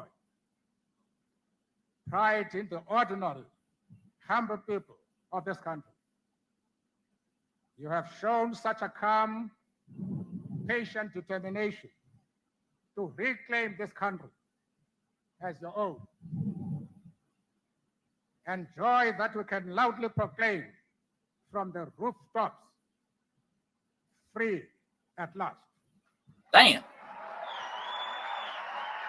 All right. That's his acceptance speech, free at last. And for the people, because I know we're going to have some people, man, him saying free at last don't mean he quoting Dr. King. Okay. A shout out to the ancestors, boy. The ancestors are coming through. They coming through. I hope y'all can hear the rain and thunder in the back. You know, when it's raining, family, that proves that the ancestors rejoice. You dig? Okay, and this is from the Nelson Mandela Foundation. Okay, this is his foundation, or his family's foundation. It says, during the ANC's election victory celebrations in 1994, it gives his African name, but Mandela echoed the I Have a Dream speech with the words, free at last. All right, so there it is, family. That's, again, proof. Number two, she also tried to be slick, and she tried to mention y'all running over here. Man, foundational Black Americans ain't running nowhere. Let's be clear. We ain't running nowhere. They always try to hype up like we're moving to Africa in droves. We're not moving to nowhere in droves, family. We're not moving nowhere in droves. Even places like Ghana, they always act like there's so many Black Americans moving to Ghana. Ghana only has about 15,000 Black Americans, people of Black American descent. Now, you compare that to how many Africans we got over here. You dig? It's millions of them. Let's be clear. We got a very, very small number. And the people who are going over there to Africa already are going over there with a bag. So it's not like they're coming over there begging and pleading. They just going over there. You dig? They already have a bag. That's more like a celebrity thing. That's more so like just kind of like a symbolic type thing. Many of them folks don't even stay over there all year. They go over there for 6 months and then they be back over here. Okay. And like I say, just look on YouTube. You can find hundreds of videos of people talking about they moved to Ghana and they came their ass right back. All right, let's be clear. Ain't nobody running to Africa like that. That's a lie. See, that's a projection. They're the ones fleeing their homeland. Now they want to project that fleeing image onto us. No, we ain't fleeing. We ain't fleeing like that. That's minuscule. Most foundational Black Americans don't even know nobody living in Africa at all. Number 3, she tried to lie and start ashamed of slavery. No, we're not ashamed of our ancestors who were on those plantations. Their strength, their unity, their ability to survive is the reason why we're here today. That created our beautiful ethnogenesis. That gave birth to our culture that I just explained. We're not ashamed of that, okay, ma'am? And she also at the end tried to throw in a little slick, because they got tricked out with a piece of candy and they ended up on a ship. They love to romanticize what happened during the slave trade in order to shield their involvement. But before we even get into that, number 1, you got to understand this, that majority of us, okay, did not come through the transatlantic slave trade. Remember, family, only about 4 to 6% of the Africans who came through the transatlantic slave trade came to the United States of America. That's a fact, family. That's a fact. Again, as I share my screen, you can see this is from sources like National Park Service, Low Country Digital History Initiative, and thehistory.com. Approximately 4% of the enslaved Africans transported during the Middle Passage were sent to North America, which is a relatively small percentage compared to the numbers sent to the Caribbean and Brazil. Historians estimate that about 12.5 million enslaved Africans were forcibly transferred to the Americas, with roughly 10.7 million disembarking alive. Of those, about 388,000 arrived in North America, while the vast majority were sent to the Caribbean and Brazil. Okay, so about 4%. Okay, about 4%, family. So again, about 4%, roughly a very small percentage. Okay, so when they start talking all that you got lied to, Andy. Okay, no. A significant amount of our people were already here, but I've gone into detail on that. I'm not going to, keep regurgitating the same talking points. If you want more on that information, go to my previous videos and we break that down. Also, they love trying to romanticize the slave trade because they want to refuse to acknowledge their involvement in it. Okay, their involvement. Okay, remember people like the Dahomey tribe, that all Amazonian women tribe over there that they made that movie out of, Woman King. They love romanticizing them. Okay, let's be clear. They were a slave trading empire, family. They were walking people around the Tree of Forgetfulness. The Ashanti people from Ghana, they were slave trading. The Yoruba people, especially out of that Oya Empire, they were slave trading. Ironically, the Yoruba people came up with that word akata, that disrespectful ass term that they call foundational Black Americans. Okay, you dig? So y'all were very involved in the slave trade, and the only thing is y'all got finessed back. See, y'all were willing to sell each other out. Y'all willing to sell people out, and then they turned around and turned the guns on you. And that's the whole reason I don't like all that African Union talk. Remember the African Union recently, they tried to make us the 6th region. Okay, and now they want to represent us in our reparation claim. Hell no. Okay, you can't benefit from the slave trade and then want to benefit from the victims as well. No. Okay, especially now when you got people from your diaspora talking like this. Hell no. But let's continue. I think we don't know that you don't like Africans. Do you know how many African students have been bullied by y'all? You call them animals, monkeys, you call them uncivilized, yet you guys have the same color. If you don't stop it, if you don't knock it off, ain't nobody sitting over here calling y'all no damn monkeys. You're just lying. These fleers love coming somewhere and lying, family. Now, have we called them African booty scratcher when we were little kids? Absolutely. But that was a funny little kid joke that everybody got called. Everybody got called a damn African booty scratcher. It didn't matter your background. That was like one of the first little kid jokes that we told. African booty scratcher. And the funny part of that joke wasn't the African part. The funny part of that joke was, nigga, you're scratching your booty. See, that's what y'all need to be worried about. Y'all more concerned about the fact that you're so insecure being an African, the fact that we put African in front of it. Nigga, the problem was you were scratching your booty. Okay? That was the insult. You a booty scratcher. Hell, we called ourselves, and we grew up calling ourselves or being classified as African American. Okay? That's what we were classified. We always used to see our history, at least in my generation, we saw our history in the textbooks as African American. Why would we throw African in front of something to shame it?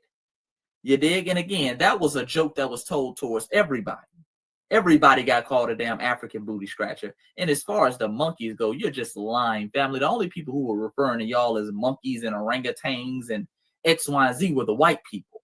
You dig? But you don't have no smoke for them. None at all. You ran and fled over there to Sweden. You went around the most white people you can find.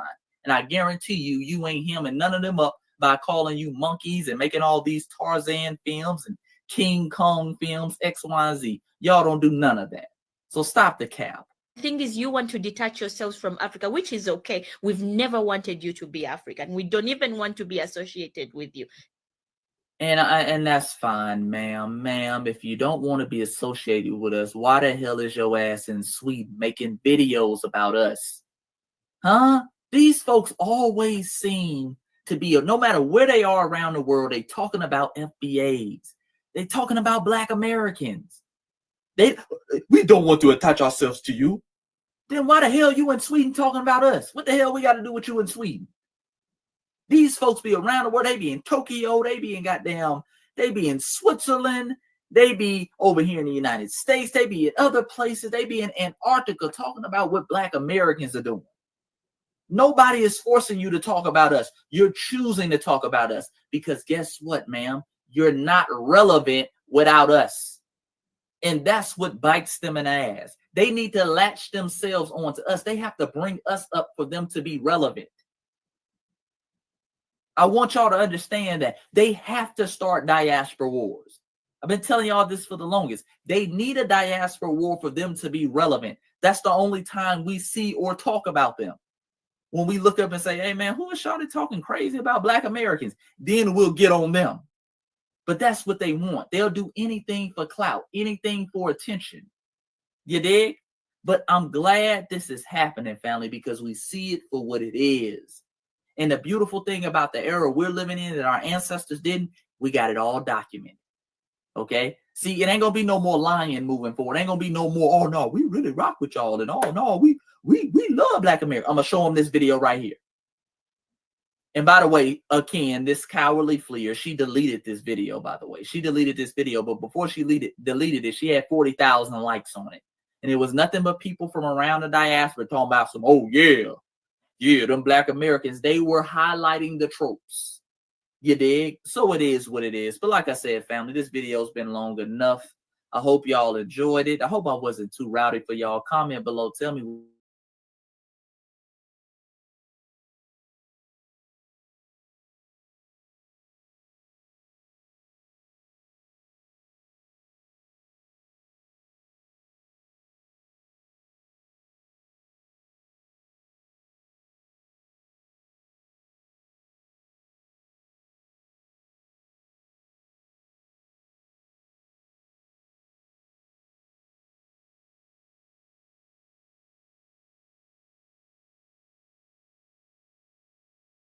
And I'm feeling good.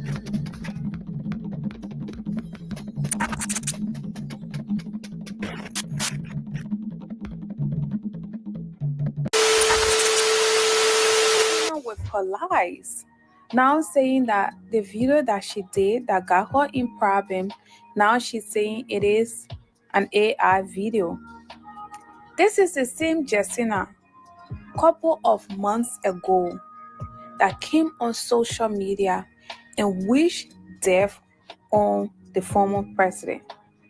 And when you guys will listen to the video right here, Bennett, I am here to let you know, Joe, our next flight will crash. And he will be the only one that will die for inside in his wealth class.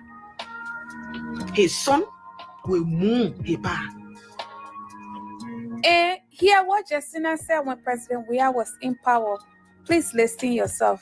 Because of the blood of this women on my clothes, I will expose Joshua. I will put out the video, the trip we made to Mali, the weapons we took from Mali, all the weapons that he had in Bronca to Chastela Farm, I will expose it to the Liberian people. Before you go out, don't deserve to be a president. You don't deserve to be a president. Justina lied on the government of Liberia and went as far as accusing few high officials of government in Liberia, stating they rape her and they drugs her. Based on these things, Liberian came to her aid and supported her financially, and she was able to travel to America and seek asylum. Within less than a year in America, Justina started showcasing relationships. Within less than a year, Justina continued with her lies, saying that the American government were after her. Now, Justina has gone on TikTok, spreading hate speech. Kindly listen yourself. The brother says, we have received all her work information. We are moving forward. We now have full documentation of her employment and professional affiliations. Because of her actions, freedmen patients are being placed at risk. This is not only unethical, it is a direct threat to our community's health and safety. Let this be clear. If you choose to attack freedmen while serving in institutions that operate within the United States, understand that you are accountable under the very systems you work for. Do not call for war while collecting paychecks under the protections of this country. Facts. You cannot work in public service and harm the public. We are moving forward with a formal complaint. Every policy, every license, every oath, we will hold you to it. This is very intelligent. Like the lady said, if they really want to get rid of you and those of you who participate in this boycott, this is not Africa. In Africa, you can just refuse to serve business to somebody because, ain't nobody going to say nothing. But in America, if you do that, they can just sue you and you can... Like the saying goes, guys, wherever you go with your shadow. And I just want to tell Justina to stop lying because our community knows Justina as a liar. Justina, own up to what you have said and apologize to the Black American community. Own up to it. Stop saying that is an edited video or the video was edited or the video is an AI video. That is not AI. It was not edited. Own up to it and apologize. You are not yet a citizen of America. And so, and the shocking part about this, you've been in America just for 2 years and you're making such hateful statement.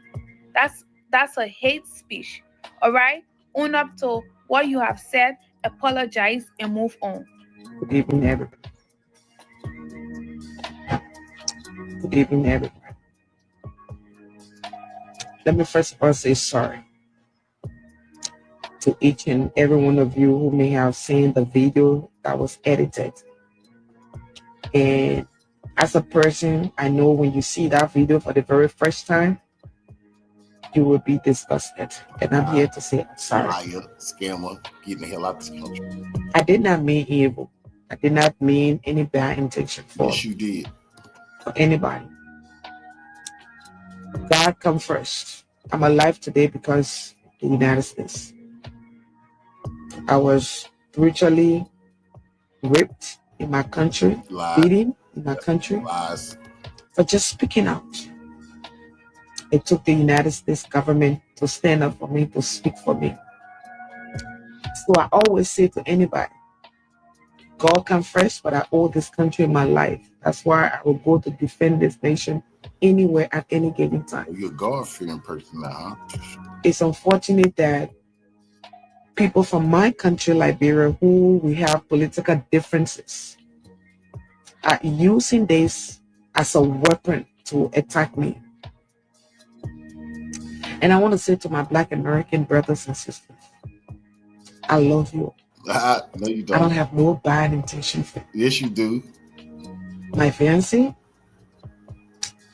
is part of you.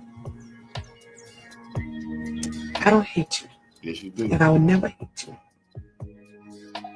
I'm in a relationship with an American. You gotta go, lady. I can never hate America. I can never hate Americans. You're getting the hell out of here. I love you. There would be no way that I will hate you. Please, you trying to kill You are part of me. I am part of getting the hell out of this country. This country opened for those for me. When I was in my dying bed, today I have life because America gave it to me. I know God gave life, but humanly, I would say America gave me life.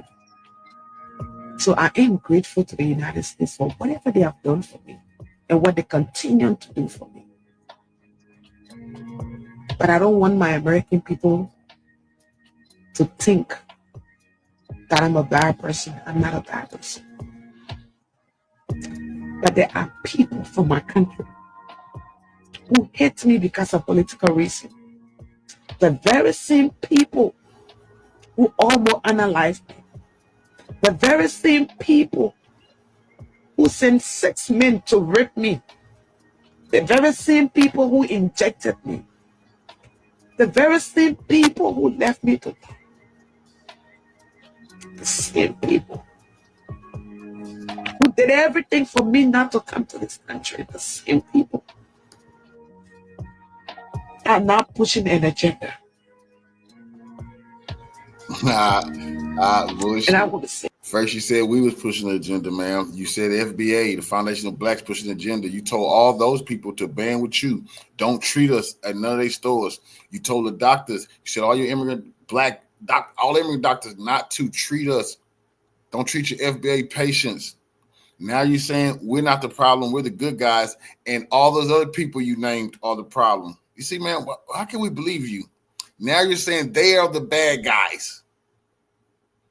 And we the good guys, and you're with us. Huh? You a scammer. See,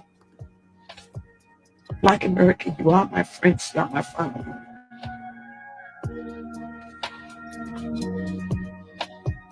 I love you all. I don't hate you. And to those of you from my country, from the opposition political party that is pushing this agenda or trying to destroy me, because you have done everything you can to come after me and you can still win. Now you want to use this to destroy me, to destroy my good reputation, to destroy everything I've ever fought for, to destroy my legacy of fighting for human rights, to destroy my legacy of fighting for justice, for people to have justice. What legacy of fight for human rights, man? You fled your country. Then you came here, established in the back. You only been here 2 years, so all this, everything you did to fight so hard to get where you at in life, man, you been here 2 months. You ain't did 2 years. You did shit over here, and you fled your homeland. We do know that. I don't know what the circumstance of why you fled. Everybody got a motherfucking story. But now all of a sudden you want us to believe that the people in your homeland, they are the bad guys. Well, we're trying to sanction them. We boycotting them. Good. Thank you for this evidence against them. We boycotting them. But you got to go back. You can't stay here. I want to say to you, you don't know what. God in heaven sees the truth. And God in heaven knows the heart. Only Him can reward every one of us. But there's one thing I would tell you. This life, we all will go. We all will not remain here. Anything you do, you will give account. Jesus said it. Whatsoever a man sows, he will reap. Keep doing what you're doing. Keep pushing your agenda. Many will come in my name. God bless you for what you're doing. Continue. I'm not going to curse you. I'm going to pray for God to forgive you. I pray that God forgive you, honestly. The level of hate that you have for me, all because of politics. I pray that God forgive you. I really pray God forgive you because you have no idea what you're doing. I pray God forgive you. Editing my video and pushing an agenda, God forgive you. Honestly, my parents, God forgive all of you that doing this. To my African American, I don't hate. Nah, man, we don't believe you. I don't. We don't just get right with life. I don't have a single hate towards anyone. We don't remember you. And to every other American. Who the hell are you? I don't have a single blood in me to hate you. Because we are human. God created all of us equally. And my Bible teaches me to love and care for people. I'm a caregiver. White people, man, you know. I become a caregiver because there was time I couldn't shower myself. People had to shower me. That's why I became a caregiver. I'm sorry. I'm sorry if I hurt any one of you. If my words hurt any one of you, I'm sorry.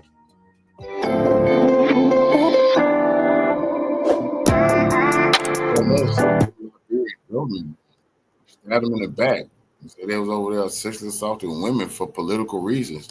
You brought down the U.S. government. The U.S. used you as a puppet to put sanctions on Liberians, say they're violating human rights. And you got a nice, cushy new life over here. But then you expose your hand, and the Liberians, they probably forgot all about you. But you decided to go on TikTok and get some TikTok fame and disrespect us.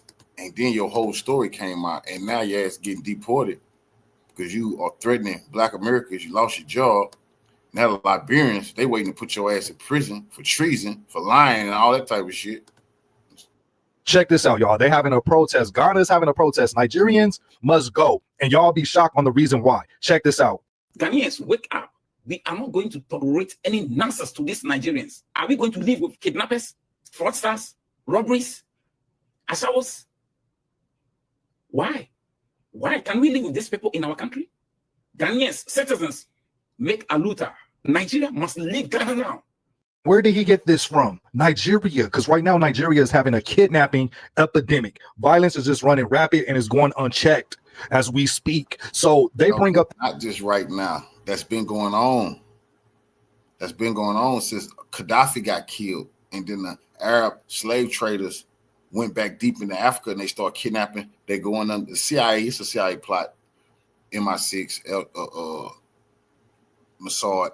They call Boko Haram. And they're kidnapping these women, but it's real. They're kidnapping these young girls and kidnapping these young boys and selling them into sex slave and making them be child soldiers. But that's going on also in Somalia, and they going into Kenya, and they call themselves Al-Shabaab. But it's the same people, you know. But it's a lot of problems in Nigeria, but they do it on purpose. Because while Nigeria going through all this, they stealing all of Nigeria's oil and resources. Up this Ghanaian lady, right? I think her name Frida. This gang, One Chance, that's the name of the gang, kidnapped Frida. And they thought Frida had access to all this banking information and that she had like an ATM card. Come to find out, she didn't have that much money. So what they end up doing to Frida, they unalived her, but they assaulted her to death. I don't know what I can say on this, but they beat her to death, basically, right? That's what they did. And this is ongoing. So Ghana, the people of Ghana don't want this to plague their country. And these people, these gangs, like One Chance, go unchecked. There's hardly any accountability or consequences. Y'all think this is valid for Ghana, one of the Nigerians, to leave their country, or is this a xenophobic? We want Nigerians to go back to their country. Ghana is for us. Ghana is not for any foreigner.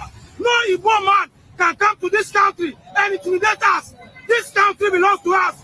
President Mahama, you came for Ghanaians. You said Ghana first. You said you came for the youth. Please take action now. Thank you. Nigerians must go because you can be in someone's country and begin anyhow. Nigerians must go. It is responsibility to send the terrorists to God, but it is the responsibility of God to decide whether to forgive them. So let's assume. In America, they are enforcing immigration laws. Why is it that since for the past 6 months alone, they have killed more than 150 Ghanaians? The president has not spoken. The president has given him a diplomatic treatment by inviting Dr. Chinero, whatever is it, to Ministry of Foreign Affairs. Is he a diplomat? Is he in Ghana working on a diplomatic mission? So is he an ambassador? Exactly. So the president should take action. The president should have addressed the state by now. The president should have spoken to us. The president was given address all around, speaking about things that does not matter. Ghanaians are dying. The president does not care. Interior minister does not care. Foreign affairs does not care. Parliament does not care. Only you and I care. God bless us. But let me tell you, I blame the president. The president, John Dramani Mahama. Because why am I blaming the president? If the president is listening, he should listen very carefully to why I'm blaming him. The reason why I'm blaming him is that in Russia, there was a terrorist attack Only 16 people died. President Putin made a statement. The president of Russia. Nigeria is not a peaceful country. Nigerians are not as peaceful as Ghanaians are. What I say, everywhere in the world that Nigerians go, they create chaos. Africa, let's unite. Africa, let's unite. Me patro, yes. Africa, we will unite, but not this way. And it ain't just Ghana going through this shit. Check out South Africa. That belongs to South African. I hate foreigner. I hate Krikamba. I hate Kwara. I hate Zaizai. I don't like foreigner. Foreigner must go to their country. I hate foreigners. I am xenophobic. I hate, again, I hate times and times. I don't know how many times. I hate foreigners. I am xenophobic. I don't like foreigner. Because foreigners, I don't have a child because of foreigner. Ramaphosa, take these foreigners to their country right now. I just want to say, Nigerians, go back and sell the drugs to your kids, to your countries. And Zimbabweans also, they need to go back to their countries. And again, health facilities are for South Africans, are not for Zimbabweans and Nigerians.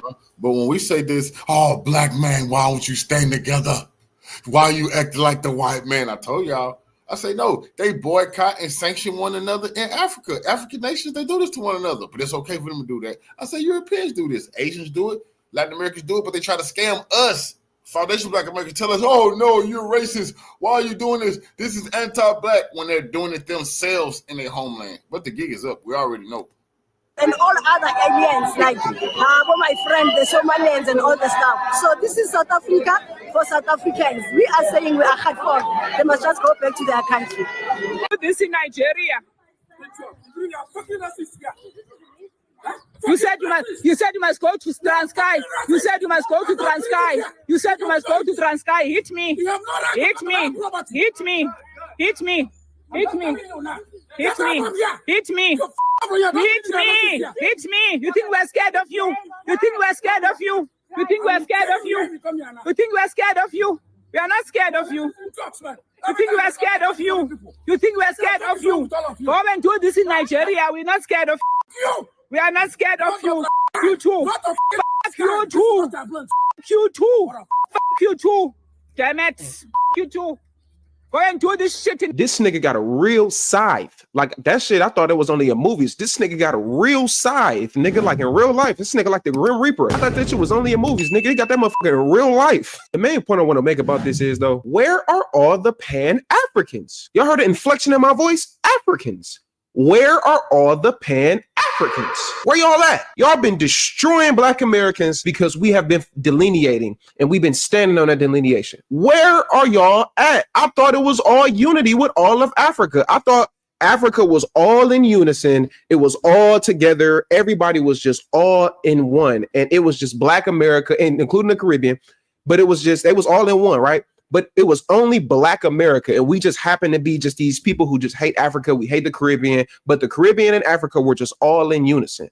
What happened? Why are y'all silent about this? They still making videos about Black Americans right now at the fact that we are still delineating. Why are y'all not talking about Ghana? Why are y'all not talking about South Africa? Why are y'all not talking about Nigeria and what they are doing to these people in their countries? Why are y'all not talking about that? Why are y'all only focused on foundational Black Americans? Why? And what they'll say is, this is what the Pan-Africanists will say in the comments or just in general. They'll find a way to justify all of the stuff that's going on in Africa with the Nigerians going to these people's countries and basically just destroying it, right?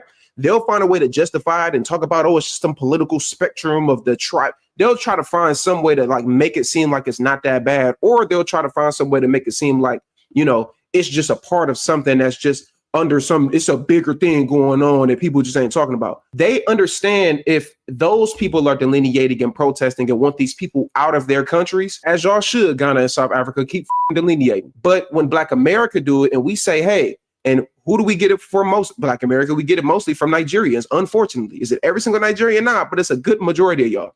Y'all don't like Black Americans. Y'all hate us. Y'all disrespect us. Y'all talk down on us, right? Y'all don't do anything for us. Y'all don't do anything for our community. And then when y'all commit crimes, we take the bullshit end of the stick on that because they say we did it. They're going to say a Black American did it. They ain't going to say a Nigerian man did it. And then when we call it out, we're being xenophobic. We supposed to be all in one. We all got to come together and we have to just give them shit. But we would never be able to do that in their homelands. And for whatever reason, it's okay for these other people in their homelands to have the same smoking energy for these people that we have. I don't know. Unite me. We can't be dealing with the rate of results that we are having in Ghana and be dealing with Nigerians too. No. So Nigerians, the politicians have to do something about it. If they know that they are taking money from Nigerians, they better return it and do something about it. And the immigration, they should stop giving Nigerians Ghana passports. They should stop. Nigerian, I will kill you. Who will be close? Who will kill you? You go to your country, go back to your country, and go and kill your fathers and your sisters, criminals, fraudsters. You will go to your country back. Nigeria must go. Mr. President must go.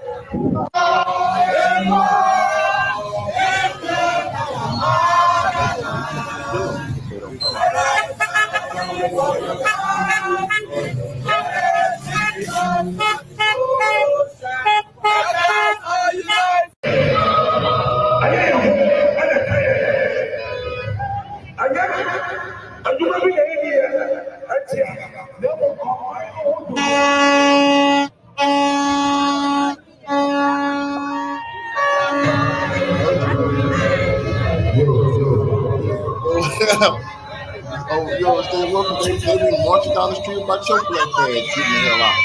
Go home. They don't want you to feel it. They must go.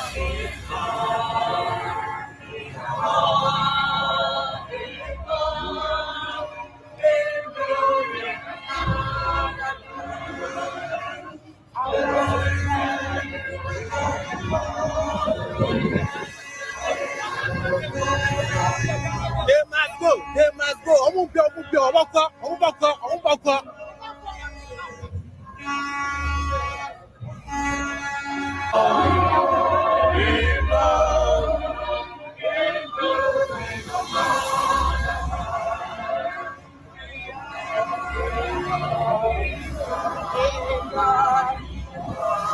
Nigerian, I will kill you. Who will be close? Who will kill you? You go to your country, go back to your country, and go and kill your fathers and your sisters, criminals, fraudsters. You will go to your country back. Nigeria must go. Mr. President must go.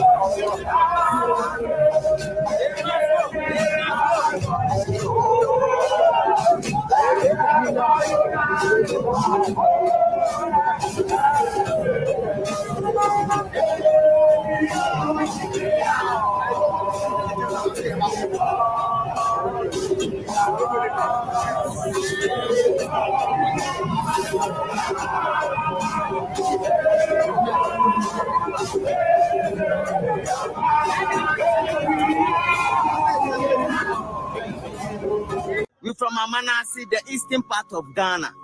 Yeah, Amanasi. Much respect to our president, Your Excellency, John Dramani Mahama. I am calling on all the youth in Eastern region, every part of Eastern region. If you know you are living in Eastern region, we have to bring our heads together and start protesting now. But what is going on in Ghana is something else, and the government is not saying anything about it. The president is finding it likely. We are not finding it likely. The Igbo king must go, and the Igbo people must go. We don't want any long talk. When you go to Roma, you do what the Romans do. There are rules and regulations in Ghana. You don't just leave your country behind, come to another man's country, and start imposing things on yourself.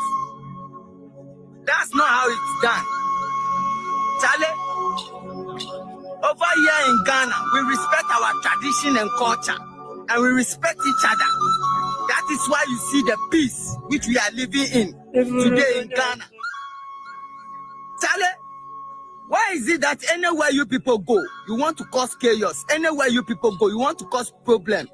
You know, black prostitution. You are spoiling our youth with prostitution, spoiling our youth with criminology, spoiling our youth with all kind of things. Nobody is talking about that. No human being is talking about that. You, the Igbo people living in Ghana, this is your message. We know you guys have money. We know you guys have money. You can buy anything you want, but not our country. You can never buy our country. I wonder how you can just forget your country in a minute, just to claim another man's country. I thought you guys were smart, were intelligent.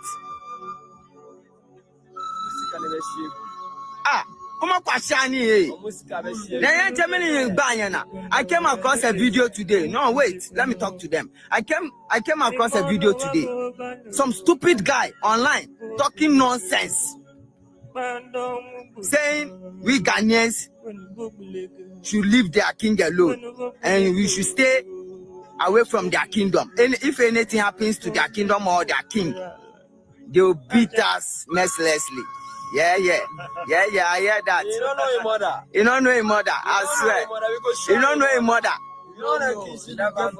It is not only I'm the smoking go. Oh, go kill you for that, Nigeria there. Oh, go kill you. And oh, go kill that you're go kill. You be the first blacks will go start colonization or what? No, me, I know they understand. If you be the first black man will go start colonization. That fucking shit no go happen for Ghana. Nigerians, let's talk. I think you guys collectively need to come together and realize that you are the common denominator. As in, all these countries that are coming together to ban you, to get rid of you, to not want you in their country, we are not all going mad. You guys need to finally accept that you are the toxic that we are all trying to get away from. And I understand that it sounds like I am generalizing right now, and I'm really not. Unfortunately, the bad apples are doing too much that we cannot see the good apples anymore. We cannot see the good ones anymore because the bad ones are just so many. And so now it is either the good ones are holding the bad ones accountable for completely ruining your integrity and your name, or you guys just stay in your countries. Bear in mind that we have all traveled to find greener pastures elsewhere. I am Ghanaian, but I'm not in Ghana right now. But guess what I do? I obey the rules, the laws, and the regulations in the land that I am in. And that is what most people do. I am not saying that there are no bad Ghanaians out there, but it seems to be Nigerians who are making Africa become this highlighted toxicity that nobody wants to deal with. You have now been banned from Dubai, America, South Africa, and Ghanaians are now trying to get rid of you guys. You cannot go into somebody else's land and try to assert your dominance through arrogance. Just because you're the loudest in the room doesn't mean that you are right. Even when a Nigerian is making a video complimenting Ghana, there is still an insult in there. Small Ghana, come and see how their currency holds so much value. Small Ghana, come and see how you can go outside without feeling any threat of being kidnapped. Small Ghana, come and see how there is electricity anywhere. Even in your compliments, it is still rooted in insults and arrogance and disrespect. You want to look down on everybody else around you, and I seriously don't know who accredited you with the certification of Giants of Africa, but it has really gone into a lot of your heads, where you literally, some of you feel like you are giants. Do you know what you are giants of? You are giants of corruption. You are giants of crime. You are giants of mass prostitution. You are giants of rituals. You are not giants of anything that is good. For me, it is the arrogance. It is the arrogance of Nigerians. When you work with them, when you befriend them, the way they will treat you, it is always so disgusting and appalling. And I see why when you guys come to Ghana, you are always so overwhelmed. with how peaceful and how friendly we are because you're not used to it, even within your own country. That Igbo man is saying that he wants to build his own kingdom. Now, if you want to build your own kingdom and you're building it for all Nigerians, I could possibly understand. But even on somebody else's land, you want to bring segregation. How can you possibly say that you're building a kingdom, but not for Nigerians, just for Igbos? And you know what I found out the other day? That even in the Igbo tribe, they don't let women buy lands within their lands. If a woman wants to buy a land in the Igbo tribe, she has to either take her husband, her brother, her son, or an uncle. You guys don't even respect women as humans enough to even sell them any of your lands. But you want to come into somebody's country, buy lands, and then later on refuse women, a country that is quite literally called Mother Ghana. Do you know how much women are respected in Ghana? Crime rates have gone up. Prostitution has gone up. Everything that is bad is going up in Ghana now. And I think that is part of the agenda. Because you guys are suffering so much in your country, you are trying to take it everywhere else that you go so we can all be put into one pot as Africa is bad all the time. We can't deal with it anymore. I don't know if there is a thing as Nigerian fatigue, but we are all suffering it at this point. And the fact that there are so many of you still under people's comment sections being so hateful, being so prideful, being so arrogant.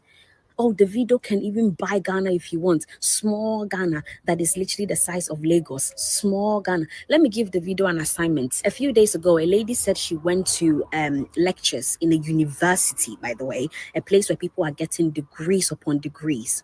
It was raining and everybody in that class had an umbrella. She had to delete the video because I'm pretty sure the university called and threatened her. They all had umbrellas because rain was literally falling on them in a university. Kindergarten cry in Ghana, they have roof. So tell Davido, go and put a roof over that university because it is shameful. Upon all the arrogance and the pride, you would think you guys will actually put that energy, all that energy into something useful. It is Ghana that you think you want to come and improve. You want to improve somewhere, improve your nation first, improve your tribes first, and then we can start talking about the other countries. And very lastly, if you try to come under my comment section to spew nonsense, I need you to understand that I am not the one. I am not one of those Ghanaians. I am not polite. I will meet you boot for boot. I promise you. Whatever comments you make, I will give it back to you. And I give permission to every other country that cannot stand you guys to also come for you. Anyway, so let's be respectful. Let's be nice and let's have fun. All right? Alrighty. Bye-bye. Black America has really just started a global renaissance. This delineation thing is going everywhere. Africa in general is going to start to build themselves back up. They are going to not only have that same smoke, which they need to, that same smoke for the people that's coming into their homelands that are other Africans and destroying it, committing crimes and doing everything that they don't like. They need to have these same smoke for these white Europeans as well. We fought against these people. So y'all need to have the same smoke for them. Stop letting those people take y'all minerals and gold and everything y'all got going on over there. Stop letting them destroy y'all. This delineation, y'all gonna start to fight back. Y'all gonna start to have the same smoke that we did for these people over here. And y'all also need to hold y'all leaders accountable. And this delineation is gonna make y'all be able to do that because y'all gonna take pride in yourselves. Y'all gonna start holding these leaders accountable for all the corruption, all of the selfish shit they do. They're going to be held accountable as well. We've built ourselves up as Black Americans to be able to do everything that we want to do and then some. Y'all have not done that yet. So I want this delineation thing to be something that all of Africa is doing. And it's not a hatred. I really want people to stop saying that shit. It's not a hatred towards other people. It's not a hatred. It's understanding that this is ours and that is yours. And you're going to respect me even though I'm your next door neighbor. So Nigeria, you can't be going over to Ghana and causing bullshit. You're our next door neighbor, but you're not about to come up here and causing bullshit. You're going to respect my place the same way I respect yours. And that's it. Build up the economy, build up the GDP, build up the education system, build up the healthcare. That's where it's going to be that thing because people are focused on their own instead of outsourcing everything to everywhere else. Black America, we already started this shit, so we already know what the fuck going on.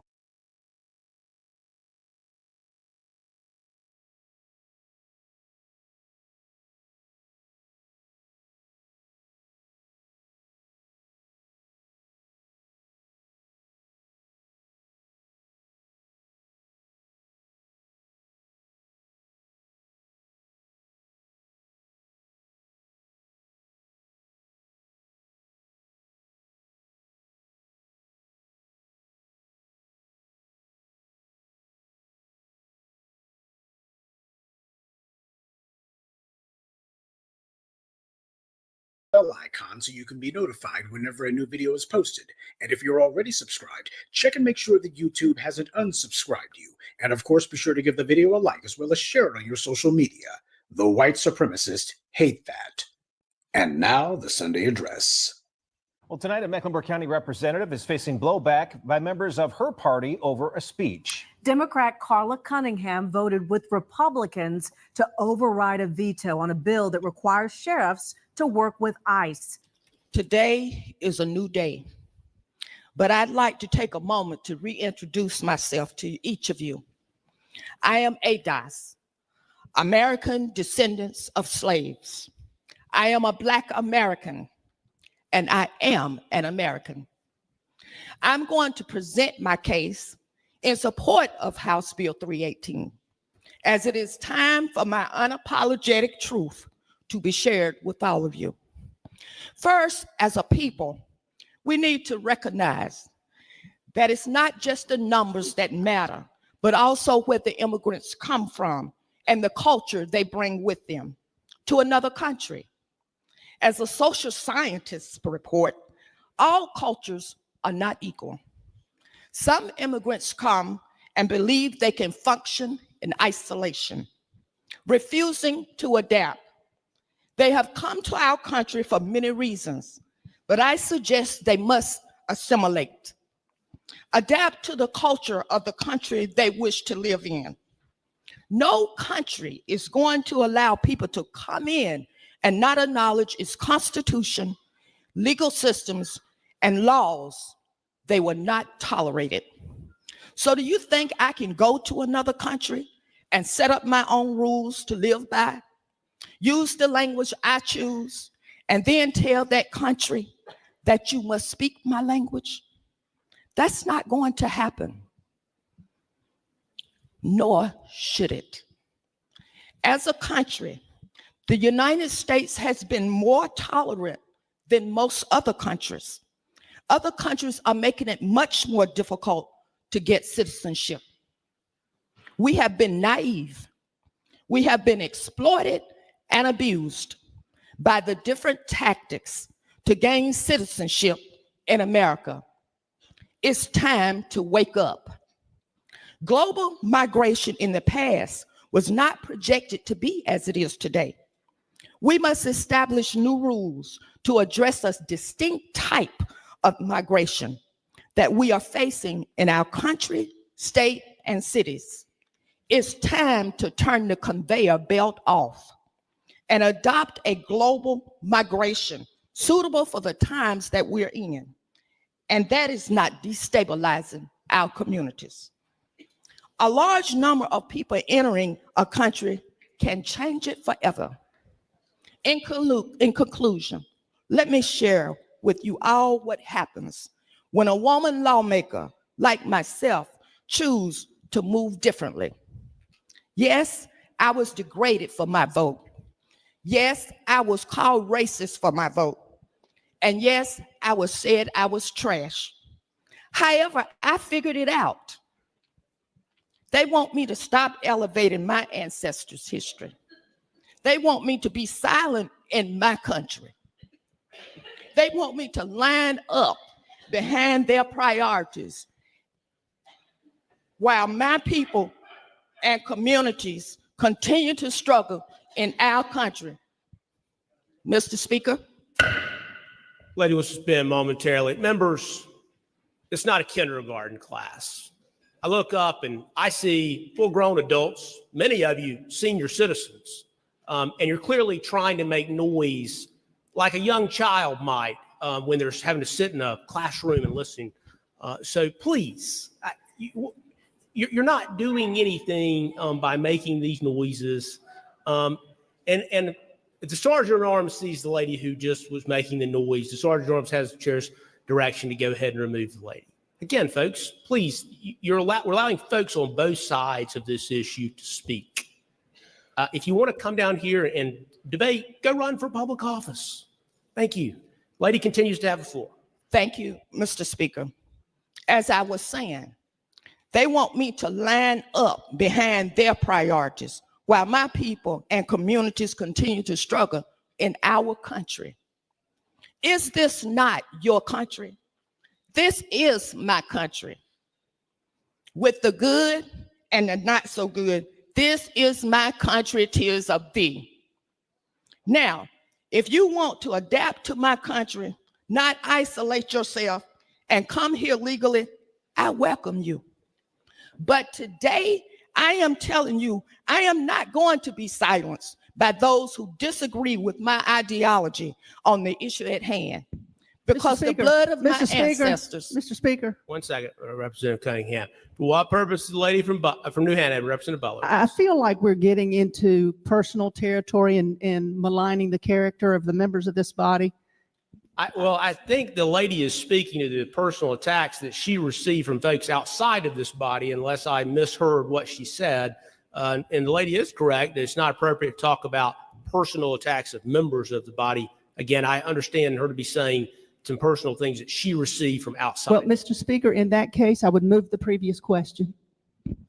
Okay. Lady's not recognized for motion. Representative Cunningham, lady continues to have the floor. Thank you, Mr. Speaker. Yeah, she want to replace us with the migrants. See, it was my ancestors who came over as slaves, built this country with the strain on their backs.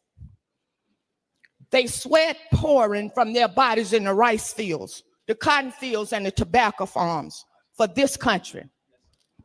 Lived as servants and was the footstool, I said the footstool, for far too many feet to step on. So today, if you ask me to line up behind another group of people to raise awareness about their plight, I unapologetically say no. Absolutely. Absolutely. Mr. Speaker and colleagues, please accept my remarks. Thank you, Mr. Speaker. All right, before I go any further, I might as well go ahead and deal with the most obvious thing first. She started off by saying ADOS. So what that means is she's behind the curve. There's a big concern right there because by identifying oneself with a defunct and feculent dead movement like ADOS, that also legitimately calls into question one's own judgment. You don't want to be associated with those who have no credibility. But her unfortunate self-identification is not the reason that we're examining what she said. It's that she's the person who cast the vote that allowed North Carolina Republicans to overturn the governor's veto that would have prevented law enforcement from detaining illegal aliens in that state. And that is something that definitely needs to be commented on. As I detailed for you last week, the American South has emerged as a prime battleground in the fight against illegal aliens and the economic devastation and social chaos that mass migration has caused. Both political parties are complicit, by the way. Even though Republicans are the ones who propose the legislation, don't forget Republicans protect the businesses and the banks and the landlords who hire, give loans to, and supply housing to the very illegal aliens that they complain about. Telling law enforcement to actually enforce the law and apprehend illegals when they find them is a good move. But it would be far better to start having raids of the businesses that act as magnets and a support system for the illegal aliens, and to start mass arresting these unscrupulous and corrupt businessmen. That's what actually needs to be done. Republicans, however, don't dare do that. They don't even propose it. So as nice as this law is, it's still just nibbling around the edges. No matter how tough the Republicans may talk, nobody's ready to have a real conversation about real measures that would turn off the magnets that have been drawing and sustaining illegal aliens for all these decades. But I digress. Back to Representative Cunningham's speech. She openly said that she wasn't going to see any other group of people put ahead of her own. And that's exactly the kind of talk that we could use more of when it comes to these state legislatures and halls of government. Actually having some black politicians who say, we see exactly what's been happening. Every other group has been helped to leapfrog over us, and that has been deliberate policy. And the anti-black racism practiced by these immigrants is also part of that deliberate policy. Buffer groups are not simply brought in simply to have some excess faces. They're also brought in to do the dirty work of the dominant society so that they can go ahead and deny that it was actually them. And Representative Cunningham is taking fire from Democrats naturally, not to mention their suck-up pals in the white media, but they shouldn't be saying anything at all. She said nothing wrong. And when she said that not all cultures are the same, that's pretty much redundant. This country has a culture of white supremacy. How is the culture of cross burnings and burning churches with children inside of them, how is the white supremacist culture the same as the decency and creative vibrancy of foundational Black American culture? How is that the same? How is the virulent anti-Black culture from Asia somehow compatible with the open and accepting culture that we have here among FBAs? How is the blatant racist anti-Black violence from Latin American culture and the adoration that brown-skinned people there have for anything pale-skinned the same as the culture of self-love and self-respect that we have cultivated here? There's absolutely no justification to be angry with her. She's saying the same thing that Asian and Hispanic and white scholars and academics and commenters have themselves said. Even these people have pointed out the anti-Black racism in the cultures that they themselves come from. People are angry with her because she repeated what they said. She pointed out the obvious. None of them can show where what she said wasn't true. That's why they're not even trying. But of course, they got to try to muddy the waters somehow because they can't just say, she's right, you know. So directly after Representative Cunningham spoke and told the reality and the undeniable truth that Black people built this country, it was a white Democrat woman who decided to deny all of that. We've heard passionate debate about this. And I'm going to be the first one to say, this is not my country. This is our country. This is our country. Native Americans, African Americans, immigrants, we have all built this country. But what does this bill do? It denies that immigrants are an essential part of our community. It denies that they are our neighbors, that they are our co-workers, that they are our friends. Claiming that Native Americans, Black Americans, and immigrants, why? Everyone built the country. That's weasel words. Black Americans built this country, specifically foundational Black Americans.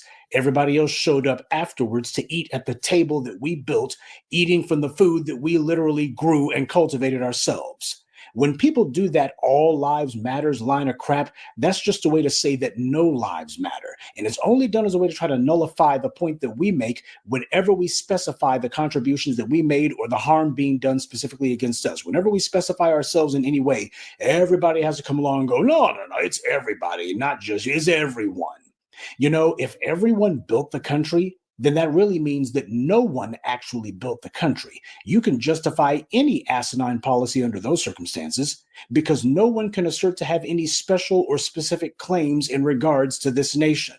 That kind of fork-tongued rhetoric is meant to support the status quo. That's the only time we ever hear it being spoken. This white Democrat woman, she couldn't wait to be the very first one to refute what Representative Cunningham said. She wants to be the very first one to push back. Most of Cunningham's speech was geared around her lineage and her ancestry, and that's what those Democrats hated. That's what triggered them. That's what set them off. They spent all of this time putting up a huge iron wall to say Black people don't matter. We got to prioritize everybody else. All of it meant for the sake of finally getting that final solution to the Black American question. How do you strangle out of existence the 40+ million former slaves and make sure that it's done in a way that you got a guilt-free genocide? Why, you can go ahead and claim we don't even know what happened to it, but that's okay. We got all of these immigrants from hither, thither, and yon, so it really doesn't matter. That's what they're angry about. They're getting pushback. See, when it comes to every other group, they don't ever get upset about that. They don't try some all lives matters crap with that. When you had Asians talking about stop Asian hate, nobody was saying, you can't say stop Asian hate. We should say stop all hate. What about anti-Semitism? What about Islamophobia? What about transphobia? And definitely, what about Black Lives Matter? You can't just say Asian. No, they didn't say that. They said stop Asian hate. You're absolutely right. In fact, here's a federal law specifically for Asians. That's what they actually did. Black people point out the obvious. Hey, we're the #1 victims of hate crimes in this country. Nobody's written any legislation for us. All of a sudden, it's like, well, I mean, everybody suffers, you know, all lives matter. Anytime you hear anyone pulling that line of crap, just understand something. They know exactly what they're doing. They're trying to distract from us because we're the only ones that they ever drag that line out for. That's not some high-minded altruism that's motivating them. It's nothing more than low-down antagonism. Representative Cunningham did the right thing. She did exactly what Black politicians should be doing, which is to use any opportunity they get, any issue that they can stand up and speak on as a platform to talk about us, about our interests, our issues. That's what she's supposed to do. Put the spotlight right where it belongs. Don't be talking about no doggone union people. It's mostly white unioners who are the ones mad about it. Don't be sitting here talking about anybody else. It's about Black Americans, specifically us. They couldn't even wait until this woman left the chamber before they decided to go ahead and start taking shots at her, because they were terrified of what they see as the bad precedent that this sets. And that's the reason why you had a lot of people in that South Carolina legislature who are melanated, and yet they oppose this legislation. And you see they got names like Lopez. No one has a monopoly on safety. Immigrants, regardless of their status, do not inherently make our communities less safe. And when somebody commits a crime, whether they are undocumented or not, citizen or not, we have processes in place to ensure they face justice under our laws. If safety is your concern, this body has a number of options at its disposal to actually make our constituents safer. Access to housing, access to food, investing in our public schools and preventative program that engages young people inside the classroom and inside of their communities. That list goes on and on. If immigration is your concern, then we should be and can be calling on the federal government to pass comprehensive immigration reform instead of taking on the job ourselves. These same individuals will claim to be of our lineage or try to palm themselves off as if they are, you know, like Coleman Cruz did. He was sitting there saying, my name is Coleman Hughes. Oh, you left off the Cruz part, didn't you? Your folks come from Puerto Rico. You ain't from around these parts. And yet he's saying, reparations. I don't think that's a good idea. I don't need any reparations. He doesn't qualify for them is what he meant. Individuals whose people only came to the U.S. 10 minutes ago, and yet they act as if they built the foundation for this country, and then have the nerve, the unmitigated gall to claim that they work harder than us, that they did more than us, or at least they did as much as us. We did as much as anyone. You showed up 10 minutes ago. House was already built, table already set, food already laid out. Only thing you brought to the table was an appetite. You didn't bring anything other than that. You just showed up to eat off of what other people did. And that's what's going on here. People who are telling lies, people who are scamming, criminals. See, in these other countries, it's okay to be liars. It's okay to be scammers. It's okay to commit crime. That's normal there. That's the culture. Well, it's not ours. There needs to be a hard reset of Black leadership in this country. No tethers allowed. No people who are not aligned with us. We need to institute a strict regimen of lineage-based voting. That's how we untether the Black vote and untether the political representation. You got to start putting people on the spot. Ask, where are your folks from? Can you actually trace your lineage back to the killing fields of the American South? Tell us who the folks in your lineage are.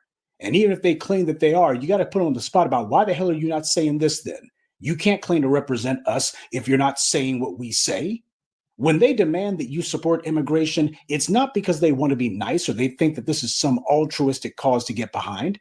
It is a specific anti-Black policy that they're trying to advance. The goal is to get Black people to cheerlead for and lend legitimacy to an agenda that's meant to marginalize us out of existence. And we see that there's a lot of tethers whose lineage is clearly not ours, who are trying to help white supremacy to do exactly that.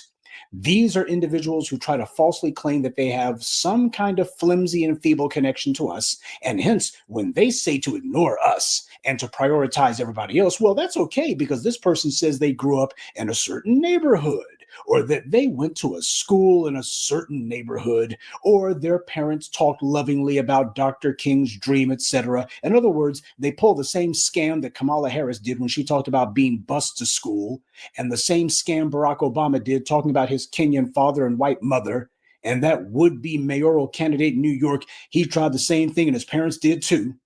They deliberately make these phony references to where we live and to our experiences and our struggle, all as a means to try to give themselves phony legitimacy, to attach themselves to us and lend the good offices of our lineage to what is nothing more than a scam. And of course, the rather zesty representative. Several Democratic lawmakers spoke out against Cunningham's remarks, including Charlotte State Senator Caleb Tedros. This idea, the comment was that there are some cultures that are beneath others, and I'm paraphrasing here. I think it's antithetical of everything that we teach even our kids. Tedros did not say Cunningham should be replaced in her district, but did say representatives need to speak out against what he calls that policy. And to see that come from Democrats is disheartening.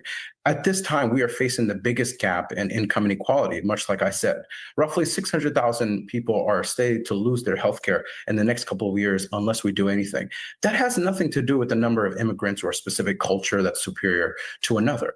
He did what every Democrat does when trying to change the subject from something they can't defend. He began blathering about jobs and healthcare, all the boilerplate, empty hot air.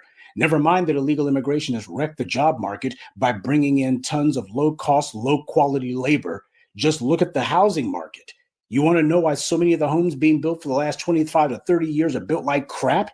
It's because these home building corporations keep hiring illegals and their buddies who they can pay under the table, and they don't care about the quality of the work. They don't even know what they're supposed to be doing. They don't care that these illegals don't know a thing about housing codes and don't care to learn.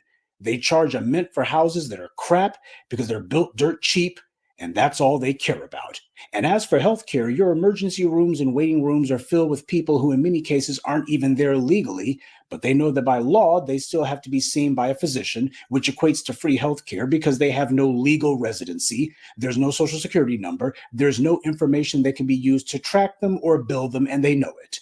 So when you see idiots like this clown whining, what he's doing is he's helping to uphold the Democrats' overarching agenda of replacing the black vote with people who won't make any demands of white supremacy. He's exactly the kind of spineless, moist, zesty punk that Democrats like. He's the kind of grab the ankles loser that the white media loves to say is a rising star in the Democratic Party. That's what he's auditioning for. That's what he's trying to do. Oh, this Cunningham woman's actually standing for black people. Let me go ahead and break my neck and bend over backwards, showing massa that I'm going to fight her every step of the way. We're going to get attention off these black people and put it where it belongs, on everyone else. That's why he couldn't wait to go in front of the white media and attack this woman. These bootlicks know what white power wants to see from them. He needs to be replaced by the voters in his district. He's the one who needs to go. Now, does Representative Cunningham's speech count as a pivotal moment in black empowerment history? I don't know, but I do know that it was the right statement at the right time. And I also know that she delivered it the right way. She made her statement, she stayed on point, and she also made it very clear that the interests of these illegal aliens and of these immigrants in general are not ours. She also made it clear immigration in general needs to be stopped, and she's right, because this has not been about immigration. It's been an anti-black political agenda that's been playing itself out. You can go all the way back to the days of Marcus Garvey with that one. Even he knew 100 plus years ago, this immigration thing is not being used to help black people. It's being used to drown out black people's political authority and whatever kind of leverage we're supposed to be having for ourselves. That's what it's always been used to do. Keep the doors open for any and every group who's going to be antagonistic against us. If you got all the white folks who are already here who are not able to outpopulate us on their own, just go ahead and import reinforcements. Even if they don't come from Europe, all they have to be is anti-black.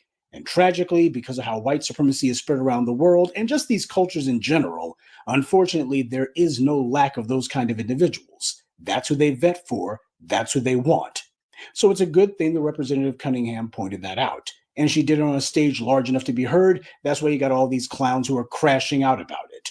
Regardless of what you may think about the woman's other views on other issues, I don't expect you to support everything that she stands for. The question is, can you get behind this one? At least on this issue, say, you know what? She's right on this. She may not be right on anything else, but she's right on this. Immigration has been a can of worms that's done us all harm and no good. Black people are the ones who need to be benefited because we've been the ones targeted for deprivation. And all of these people coming here doing this mess, they know exactly what they're doing. So don't sit here talking about how this is some sort of humanitarian issue. No, the treatment of foundational Black Americans, that's what the humanitarian issue has been that's been neglected. And the people who have been doing it are the ones who need to be caught by law enforcement and sent back to their home countries. And speaking of the thugs in blue, these corrupt and violent punks who call themselves police and sheriff's deputies, they don't deserve any slack. I just told you last week about how in Louisiana you had multiple police chiefs arrested because they were helping an immigrant carry out a visa scam operation. So the reason you got all these sheriffs and police chiefs who are opposed to enforcing immigration law is because they themselves have found ways to make money off of these illegal immigrants. Police are themselves a form of organized crime. And what's called for here is not to merely require them to actually enforce the law, but there must be harsh penalties in place to put felony charges on police when they don't do it.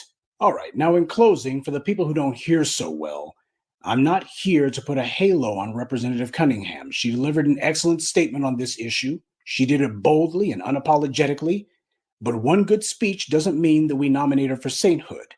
Black people have a bad habit of wanting to bow down and worship someone merely for doing one good deed or one good thing that seems in line with what we're saying and doing. We need to pump our brakes. We don't get carried away here. She didn't side with the Republicans on this because she's a Republican or because she supports their entire agenda, nor should she. The GOP are not our friends any more than Trump is.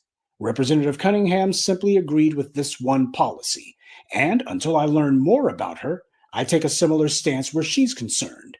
I like the speech and the sentiments behind it, and I think she deserves support for this.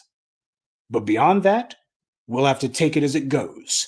I know that may seem disheartening to some, but when you're practicing political maturity, this is what it means.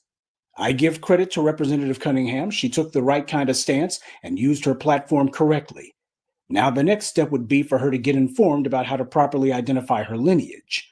There's a reason that we dropped African American. ADOS is also equally illegitimate. People from the Caribbean or from South America can and do claim to be American descendants of slaves because, hey, there was slavery in the Caribbean and South America too, right? In fact, non-Black people from places in Asia and the Middle East can and inevitably will claim the exact same thing on the exact same grounds. They will claim to be Americans and also say we were enslaved too, hence we are ADOS too. So whatever these niggers are getting, we deserve it too. ADOS was a term created by people who didn't have the legitimacy to use the term descendants of American slaves. Now, the brother who coined that term, DAS, he had come to odds with the ADOS crowd and with good reason. The term ADOS is a problem, just like the people who created it.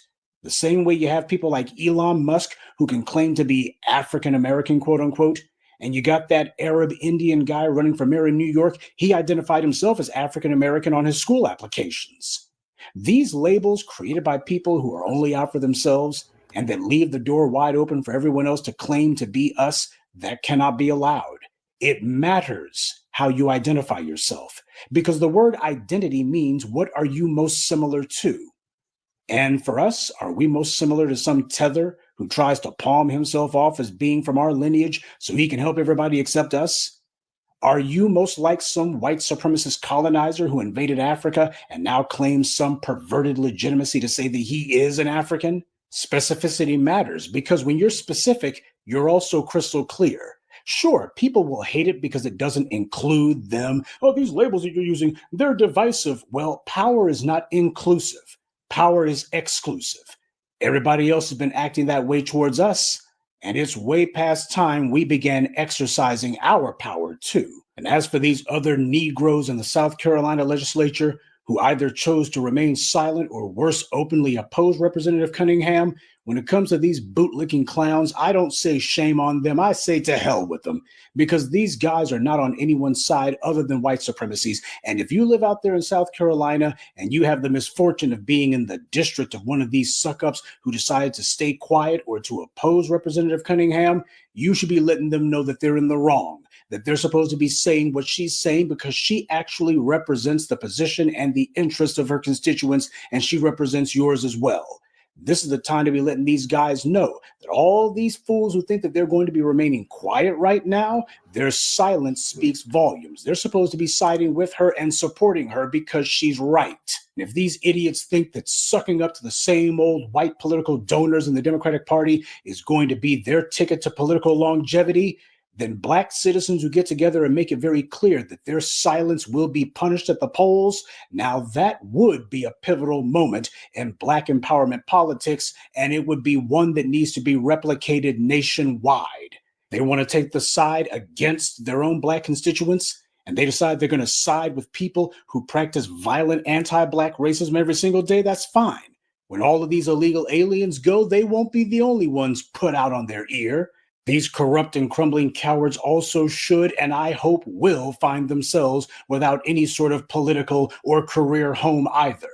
And when they do see their would-be careers brought to an unceremonious end, I hope that the words of Representative Cunningham echo in their otherwise empty heads. Good evening, and be one.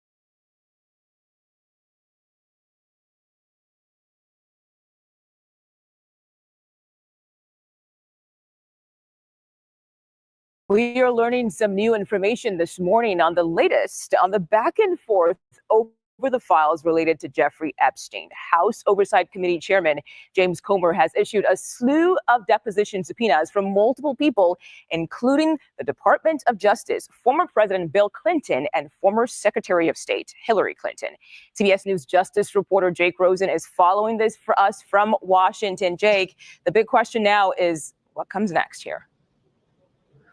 Well, that's right. That is the big question. And it comes as the House is adjourned right now down the street from us here in D.C., Mugo, because there would have been a floor-wide vote to potentially force the unsealing and public release of the Department of Justice's Epstein files. Speaker Mike Johnson did not want that, so they took a break for this part of the summer. The pressure has not stopped, and this is actually a semi-bipartisan resolution and statement from Chairman Comer, who has promised to get more information out of the Department of Justice and people who were involved in these Jeffrey Epstein investigations throughout administrations. There are former Trump officials here. Think about Bill Barr, Jeff Sessions.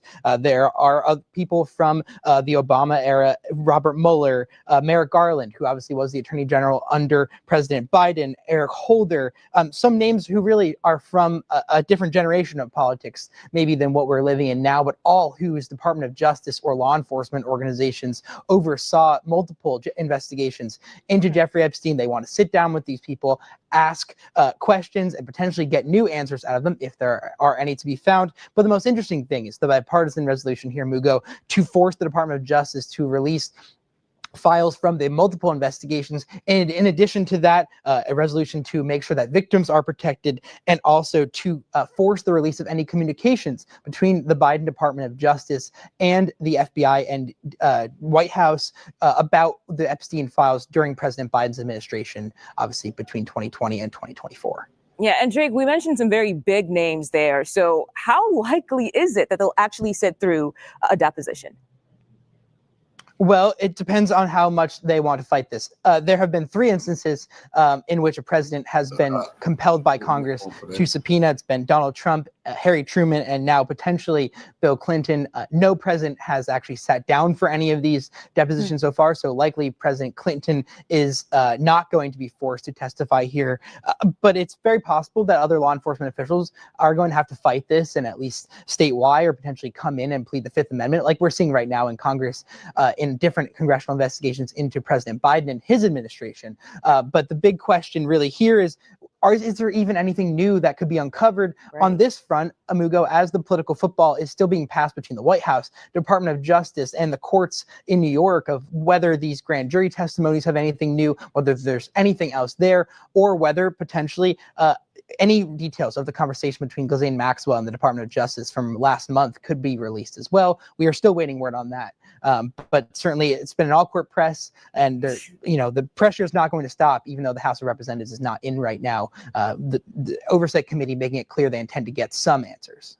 Yeah, we keep saying this is a case that's not going away anytime soon, and every day it seems like there's something new to prove that. Jake Rosen, thank you so much for your time.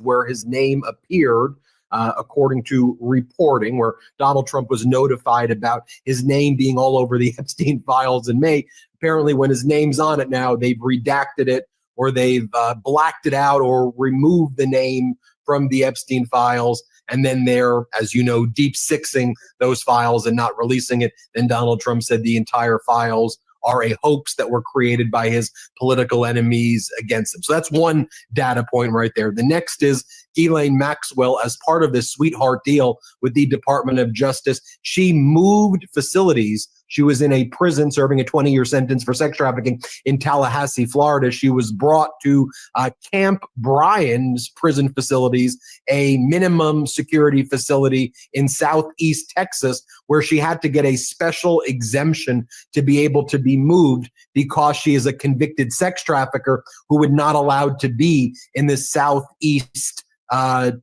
prison in Southeast Texas. So the Trump regime went for, we're going to give the death penalty to sex traffickers, or because Donald Trump's trying to now cover all of this up, we're going to allow her to go to a minimum security facility. And I don't even think has a prison guard there. So we have that data point. Also this week, there was the CBS news report that they had a forensic audit of the surveillance footage of Epstein's cell that the Trump DOJ released. And they're like, we're not even sure this angle captures the Epstein cell based on all of the information that we know. We don't think that's even the cell area, and that this footage also seems to be further manipulated than just the 2 minutes that Wired, the company Wired reported on. The 2 minutes seem to be deleted or so. One of the things that CBS pointed out is if you looked at the full footage, you could see a computer mouse go into it. So it's not, were they filming a computer image of part of the tapes, or what the hell was going on there? So you have all of that going on. Then, of course, earlier in the week, Donald Trump talked about how little girls were stolen from Mar-a-Lago by Epstein. He referred to it as his help was stolen by Epstein. And he was asked, you mean like Virginia Giuffre, like the underage girl who was sex trafficked by Epstein? Yeah, that was one of them. And then he did it again. He stole them. He stole them from me. All right, Harry Littman, let's bring you in. Harry Littman from Talking Feds, former top federal prosecutor. You ran the Western District of Pennsylvania's prosecutorial office there for the feds. You were a top DOJ in Main Justice in Washington, D.C.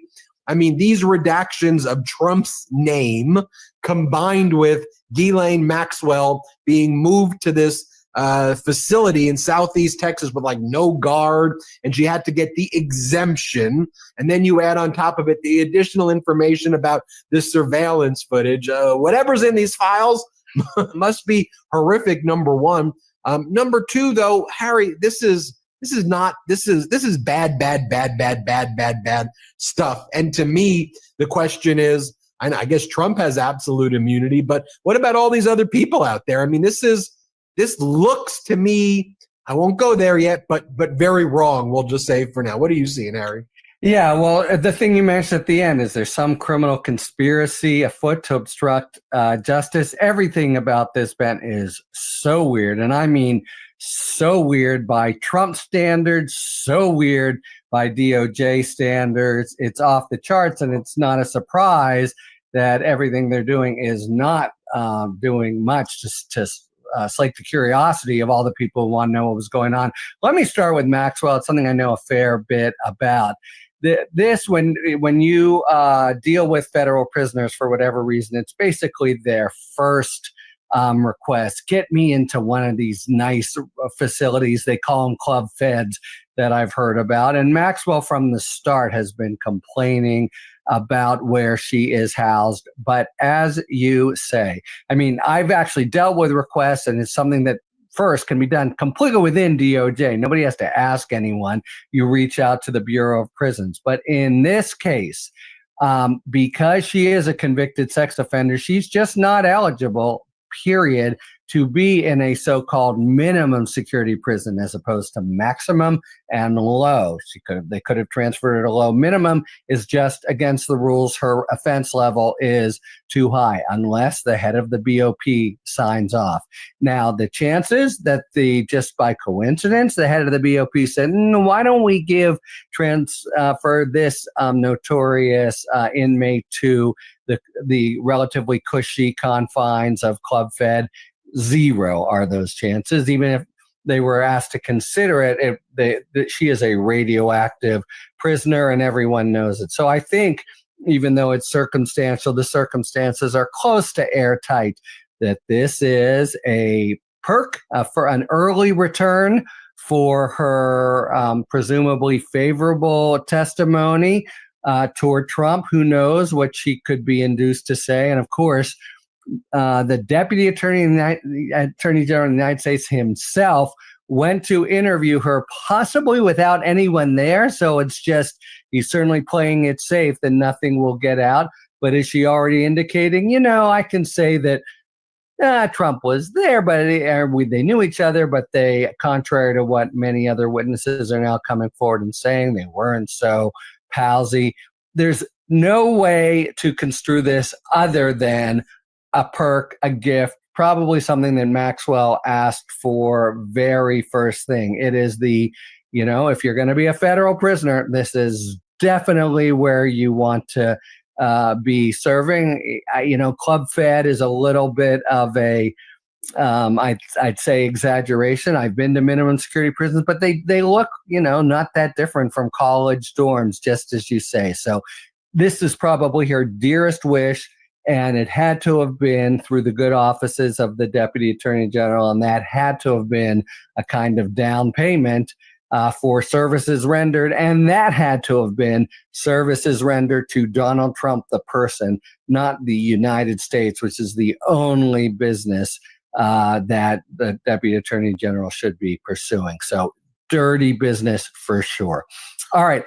The redactions. What the hell? Why are we finding out now is my initial question. This happens apparently back in March. I think it's in May that Bondi informs Trump that his name shows up in the files and several times at least. We don't know her exact words, but that's when things begin to change. That's when Trump becomes unenthused about sending these out. That's when Bondi, probably falling on her sword, says, oops, did I say list? I didn't mean list. I meant pissed. That's what I mean. Yeah, people are mad.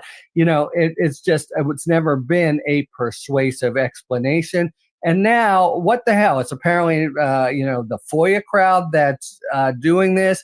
Very hard to unredact redactions. Whether this will be a future kind of, I wish we could reveal, but we just can't, remains to be seen. But again, all of these maneuvers are not calculated, it seems to me, to actually assuage the people who are really demanding to see what's in there. So I think the hope, this is kind of the same thing with the grand jury, which was a bogus maneuver. We know there's nothing in there that has anything to do with what people are looking for. So, I think the hope is just to be able to plead some kind of legal impediment, say we tried, sorry guys, move on. To date, those stratagems haven't worked that well, but if they throw up enough of them and enough time passes, maybe. And the fact that they're trying so hard, not to mention some of the other things they're doing to divert attention, shows you that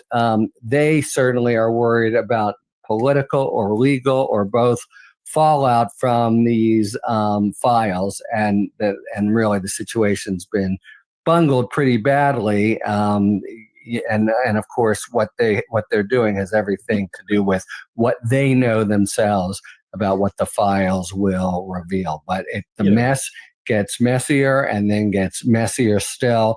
And the Maxwell deal, Ben, no doubt, is just something that prisoners would line up for by the thousands. And Ghislaine Maxwell, a convicted sex offender, notorious crimes. She herself participated in some of the sex abuse, goes to the front of the line. And it has to be because of something that the Deputy Attorney of the United States thinks can be done in the personal political interests of the president. That stinks to high heaven. Yep. I think about Watergate, and I think about, the files that Nixon was going after, and that led to his resignation, right? And every day Trump does 10 things that are worse than Watergate. But this one's also a nuclear bomb version of a Watergate right here. And to your point, the question raised is, can there be a criminal conspiracy taking place? And then the next question becomes, well, after Donald Trump's out of office, can he make that claim of absolute immunity here? Because this is kind of a personal deal at this point now for him. The Epstein stuff predates the term in the White House. He's covering up now for what he did before he was in office. And the question becomes, as we look at, is he tampering with files that are part of lawfully issued subpoenas from Congress and otherwise right now, is that subject to the absolute immunity if those questions get asked down the road? Is this that outer limit conduct that the Supreme Court has, ridiculously given to him? Or does this fall outside of it? It's an interesting question. I'll let you opine quickly before we go, but I think that there is a question there. What do you think, Eric? I just think there's so much between here and there. I think it's first, and it's really dominant to what's going on in the White House, and singular because of the stickiness of it being the MAGA forces who care so deeply about this. A political question. You're seeing some in Congress actually tiptoe away from him somewhat on this. If there were really the kind of stomach to do something big, you would potentially bring, a third impeachment. But to me, all of it is just a mystery and a riddle and an enigma. What they're doing makes no sense for him. And yet maybe it makes sense depending what's there, but it's seemingly been bungled. But I think basically the dominant question is and will remain: will the political clamor to release continue unabated, notwithstanding all the moves they are making? And will that potentially affect the Republicans' fortunes in 26, affect his, presidency overall, even, put him on the, slide toward a definitively failed presidency? Because all of this stuff is just right now so murky, and of course in the hands of people who will do everything they can to, obscure, suppress, protect the president and probably themselves. Harry Littman from the Talking Feds YouTube channel, Talking Feds podcast, and Talking Feds Substack. Thanks for joining us here as always. Everybody, make sure you subscribe to Harry's channels. On YouTube, search Talking Feds. On podcast, search Talking Feds. On Substack, search Talking Feds. Thanks, Harry. Thank you, Ben. Can't get enough Midas? Check out the Midas Plus Substack for ad-free articles, reports, podcasts, daily recaps from Ron Filipkowski, and more. Sign up for free now at MidasPlus.com.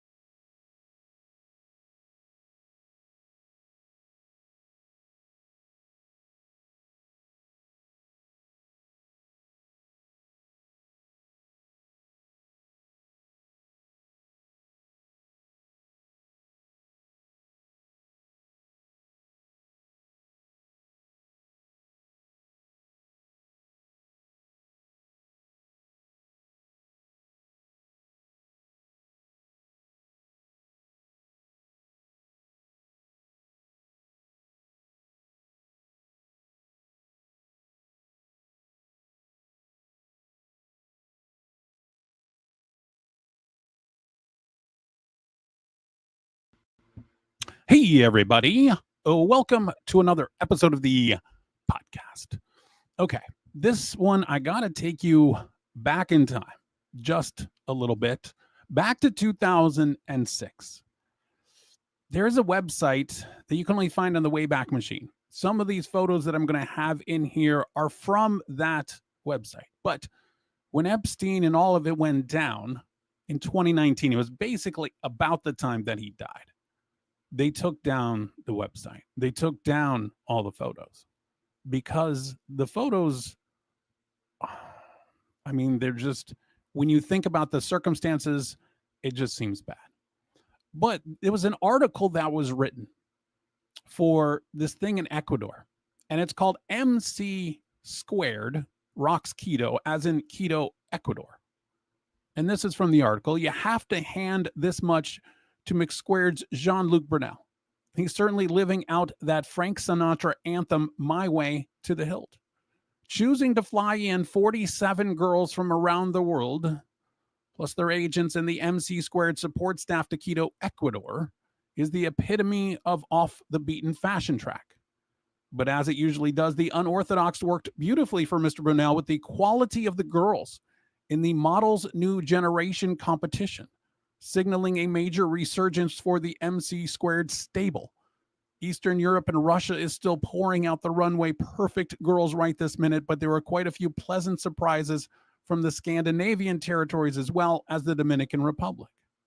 From the preliminary morning session to the extravagant night finale in the middle of Quito's historic center, MC² was there to give a judge's point of view of the Models New Generation 2006 proceedings. Okay, so that's 2006. And all these photos that I'm posting that you're seeing as I'm talking, they're from models in the competition. Most of them don't have ages listed. I would say about half of them have ages listed. And most of them are like 14 years old, 15 years old. And there's one or two that were from Sweden that were 14 or 15. And that got me to thinking about Maritza Vasquez.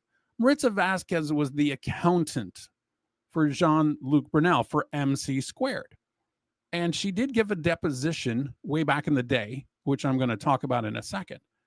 But she is filled with so much information, yet nobody has talked to her outside of this deposition that took place back on June 15th, 2010. So for the last 15 years, nobody's talked to her. And I'm going to give you some brief things, some interesting notes from the deposition. Because Maritza is the one who knew about the models, knew the guys, knew the money. And the question was, so how did you meet with Jean-Luc Brunell in his office in 1998? She said, because there was a gentleman from Switzerland who wanted to make business with him. And I was hired by that gentleman to look through all the accounts to make sure that, they were kind of in bankruptcy. But he wanted to know that his money, his investment would be good. So that's why I went, like an external audit to see what was the income, the expenses, and something like that. Okay. Well, this guy from Switzerland sounds like somebody that we would want to talk to. And the lawyer said, who is the guy from Switzerland? And she said, I'm not going to tell you his name. Then she was asked, is that somebody who's still in touch with Jean-Luc Brunell? And she says, no, not at all. Well, what's the reason for not wanting to disclose his name? Does he have anything to do with this case? No, but I don't have permission. I have to ask him. No, you don't. You can give the name. Why can't you just give the name? It's just bizarre to me. And then she says, after your meeting with Jean-Luc Brunell in 1998, what company was Jean-Luc Brunell with then? And it's Karen's Models, but it's spelled Karin. And she was asked, that's the only other modeling agency that you've known Jean-Luc Brunell to be associated with besides MC²? Yes. Now, once the crazy thing is, they asked, well, what's your position? She said, well, at that time I was a bookkeeper. In Miami, yes. And how long did you stay as the bookkeeper in Miami for Karen? Until 2003, when they changed the company to MC². And when is the first time you met Jeffrey Epstein? I met Jeffrey Epstein only once in my life, and I believe it was in 2003. Yes, by the end of 2003, 2004. Where did you meet him? In New York. What was the occasion? It was the opening party for MC². And where was that held? In a discotheque in Manhattan. What discotheque? I don't know. I don't remember. And did you meet Ghislaine Maxwell? They actually said Elaine, or maybe the court reporter got it wrong, but Ghislaine Maxwell. She says, I don't know her name, but he was with a woman. I don't know. And what's your understanding, or what was your understanding that Jeffrey, in terms of Jeffrey Epstein's involvement with MC²? Well, Jean-Luc always said that Jeffrey was his friend, that he's a millionaire, and that Jeffrey was giving him the money to, loans or whatever, and the apartments for the girls. Now, going back to those 47 girls that were flown in, they were flown in from the United States. That's where they were all living, in these apartments owned by Jeffrey Epstein's brother, Mark, maybe Jeffrey Epstein, whatever, in those buildings. And Jeffrey Epstein didn't charge Jean-Luc Brunell any money. We've kind of already established that, but Jean-Luc Brunell charged the girls $1,000 a month each. And there's 3 or 4 in each apartment. But these are 14, 15, 16-year-old girls all being charged $1,000 a month. Okay. That to me is crazy. So how are these girls all earning $1,000 a month? Or $2,000 or $3,000? Then this lawyer asks a great question.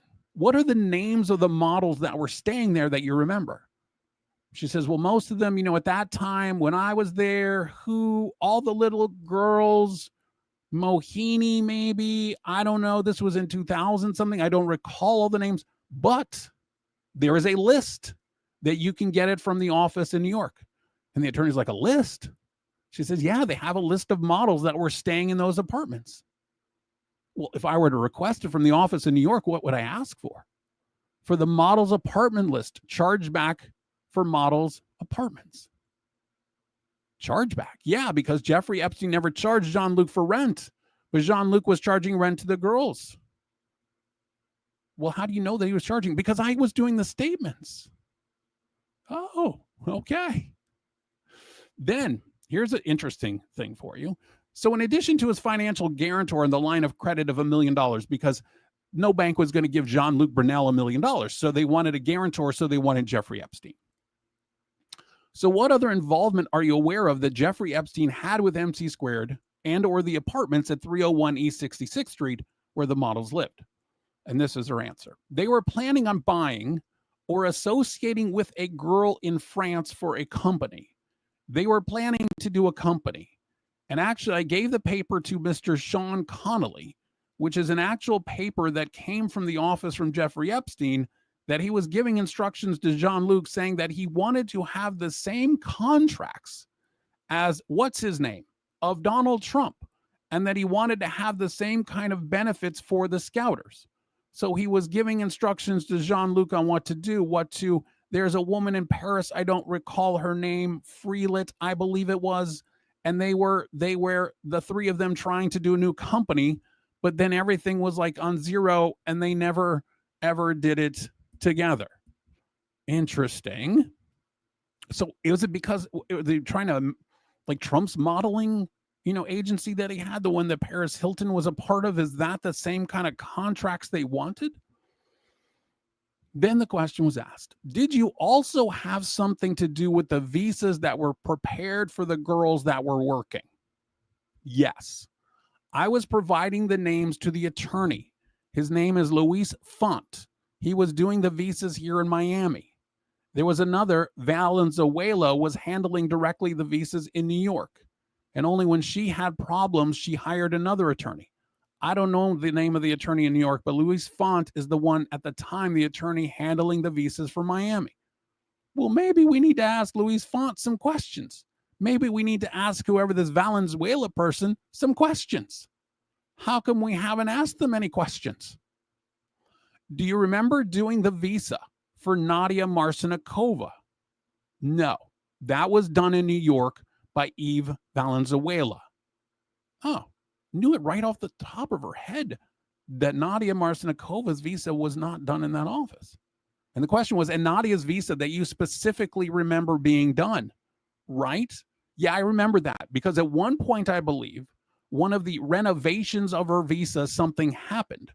And Mr. Epstein called the office while I was there and was really upset. And he spoke with Jean-Luc and they were really nasty with Eve. And, it wasn't Eve's fault. It was their fault because they gave the wrong information. But, she was only an employee and that's it. Well, how did Nadia Marcinkova come into the country? By a model's visa, I believe. Okay, and the question was, and was she brought in specifically by Jeffrey Epstein or Jean-Luc? Do you remember? Mr. Epstein was paying for the visas, but all the visas were done through Karen's or MC Squared. I believe she came with Karen's visa first, then everything transferred to MC Squared. And I believe those visas were paid directly by Mr. Epstein.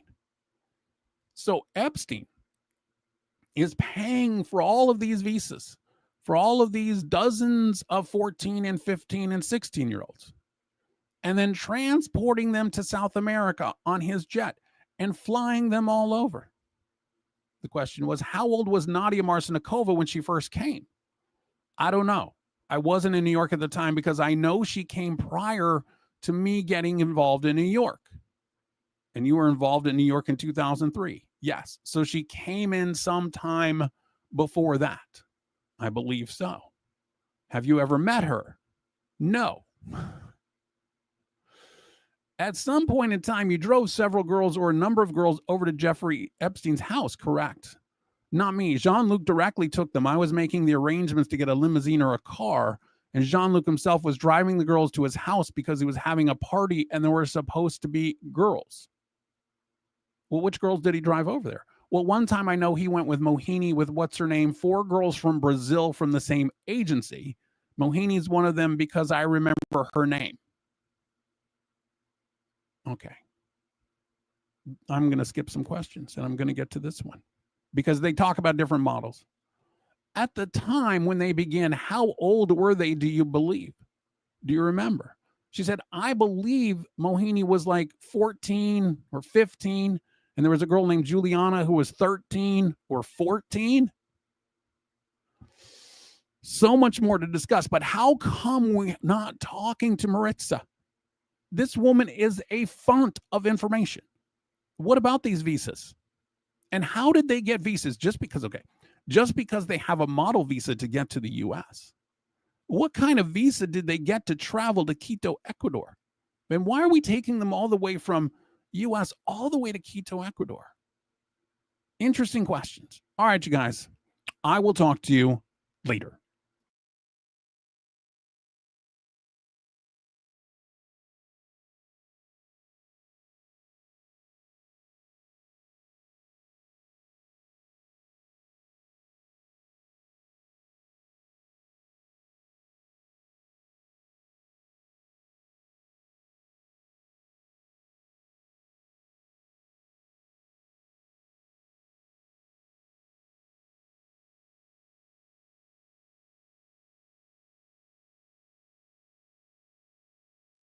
More about the model.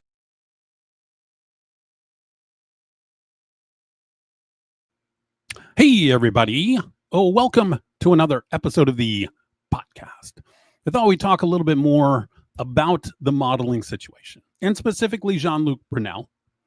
He was the son of a high society Parisian real estate executive. He was a really short guy. The models were always taller than him. He was known for his flamboyant attire. He would wear designer clothing, drove a white Ferrari, kept reserved tables in Paris, and he became head of the Karen Models Agency in Paris in 1978, expanded to offices in New York and Miami Beach in 1995. He was a minority partner at Next in the 1990s. He claimed he had an uncanny eye for photogenic 14-year-olds, and that he discovered Christy Turlington, Jerry Hall, Rebecca Romaine, and Mila Jovovich. He spent the years before he ended up in jail recruiting girls in the former Soviet republics and at schoolyards and volleyball courts in farming towns in Brazil. He had all these contacts in Brazil, said he'd even helicoptered into a remote Amazon village in 2006. Brunell, kind of an odd match for Epstein, other than the fact that they both liked girls very young. I mean, Epstein was a clean freak, didn't drink or do drugs, but Brunell did. And let's go back to the deposition of Maritza Vasquez. We're going to talk about the drugs. But one of the questions was, do you know this person in Brazil, Katia or Keisha? And she said, no. But here's a question. It said, here's a document that we obtained related to information from Jeffrey Epstein's computer system. It says Massage Paris. It's in a square there, and it continues to the next page. Tell me if you recognize any of those names. And she says, no. Well, she said, Leela's one of the girls that went with Mohini, who we talked about in the last episode, who was 13 or 14. Leela's one of the other ones. If this is Lolita or Lakita, something like that. It's a black girl that I believe she was not underage, but she was going out with one of Jeffrey's best friends. Another person that we need to talk to. So they go, who is that? Who is Jeffrey's best friend that she was going out with? I don't know. Well, what information do you have about Jean-Luc being involved with underage girls at any point in time? Well, one day he told me that he wishes he could be with one of those girls that was underage. And I said, well, that's a minor. He had a problem, you know. I say, I look, and because I would be lying, I'm not going to say any lie. But the only thing that I can tell you that what I saw about Jean-Luc is that Jean-Luc is a drug addict, a cocaine addict. And remember, Jeffrey Epstein doesn't do drugs. Jeffrey Epstein doesn't drink. So they said at some point in time, you actually saw evidence of that? I said, yes. I mean, him using cocaine that somebody does every day? Yes, he's an addict. He used to do drugs as well, you know. I know Mr. Epstein doesn't take any alcohol, drugs. I know that. I heard that. Well, how did you hear that? I don't know, because I was never like around or nothing. But regarding Jean-Luc, I know he has that kind of problem. And they said, what about Jeff Fuller? So this is another guy that doesn't appear to have been talked to by the feds. She says, I know he had a cocaine problem too. He was one time on the internet, you know, like a report on that. And is Jeff Fuller somebody else who you also knew to have been associated with underage girls? She said, Jeff, I know, you know, I don't think Jeff, I always thought Jeff was gay. For me, he's gay. You know, that's the impression that I have, but I don't think so. Well, Jeff Fuller was the president of MC Squared. Jean-Luc ran it, but this guy, Jeff Fuller, was the president. And now he runs a modeling agency called Source Models. You can find them online, sourcemodels.com. They're on Instagram at Source Models. And he apparently has just kind of picked up where everybody left off. But how come we're not talking to him? How come we didn't ask him anything? He's the president of the modeling agency. He's still alive. Did you find out that Jeffrey Epstein and or Jean-Luc Brunell were involved in these girls that were staying in the apartments at 301 East 66th Street? I really don't know that. You know, I cannot tell you. I know there were girls staying there. I never knew if they were going there or not. So you mean you knew that the girls were staying there 13, 14, 15? Well, she said some of the girls were underage, yeah. Like 13 or 14? She goes, yeah, 13 or 14. Did you ever ask any of the girls if they were involved with Jean-Luc or Jeffrey Epstein? No. One time there was a problem with Juliana, and she was, I believe she was 14 years old. And they took her to a disco in Miami Beach. And I went to work the day after. They told me that the police was asking. So since she was doing whatever she wanted, you know, I brought her to my house and said, you're not going out at night. Okay, here's another person. Do you know Sergio Cordero? Yes. And do you know what Sergio's role was in getting girls or something for Jeffrey Epstein? Yeah, that's something Sergio, you knew, comment with me. And he said that when Jeffrey Epstein went to Ecuador, Jean-Luc told me that he has to bring girls and this and that because Jeffrey was coming to Ecuador. So they did such a big thing. So who's Sergio Cordero? How come we're not talking about him? And so by young, what are we talking about? 18, 19? Sergio, you know, I know Sergio. And more than anything, like Sergio is a father. And I don't think he will put his hands on a 10, 11, 12, 13-year-old girl. You know what I mean? Oh. I mean, this is the kind of thing. How come we're not asking these people questions? They are alive. You know, that's the thing. They are there. And then there was a question. It's like, okay, and specifically, he says that Jeffrey Epstein likes underage girls. And then the answer was no, he likes young girls. When they were talking in the office, there were a lot of people, so they were not stupid. They were knowing how to talk because they were making like a big thing of, oh, look, he's going out, you know, with Fulanita. And we knew Fulanita was only 18. She's a young girl, so that's the kind of girl he likes. And then they said, so Jean-Luc was taking 15-year-old girls to his own place? No, to Jeffrey's house. And what 15-year-old girls was he taking to Jeffrey's house? Well, at the time I'm telling you, it was Lila Mohini. I don't remember the other two girls. They're two Brazilian girls. I gave it to you before the names. I don't remember.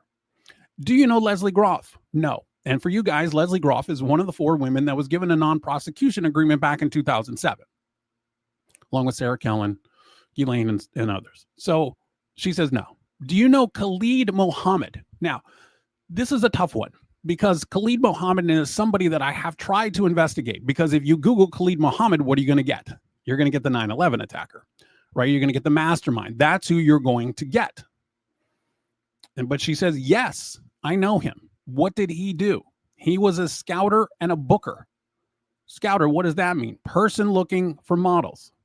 and how legitimate it was. And then she gives a different name for him, Khalid Salam, which also doesn't help you Google because there's a Black Panther named Khalid Salam. And then he says, Salam? Yes. All right. Well, where was he bringing models in from or looking for models? Outside the country? And she says, inside the country. Very often, not often from outside the country.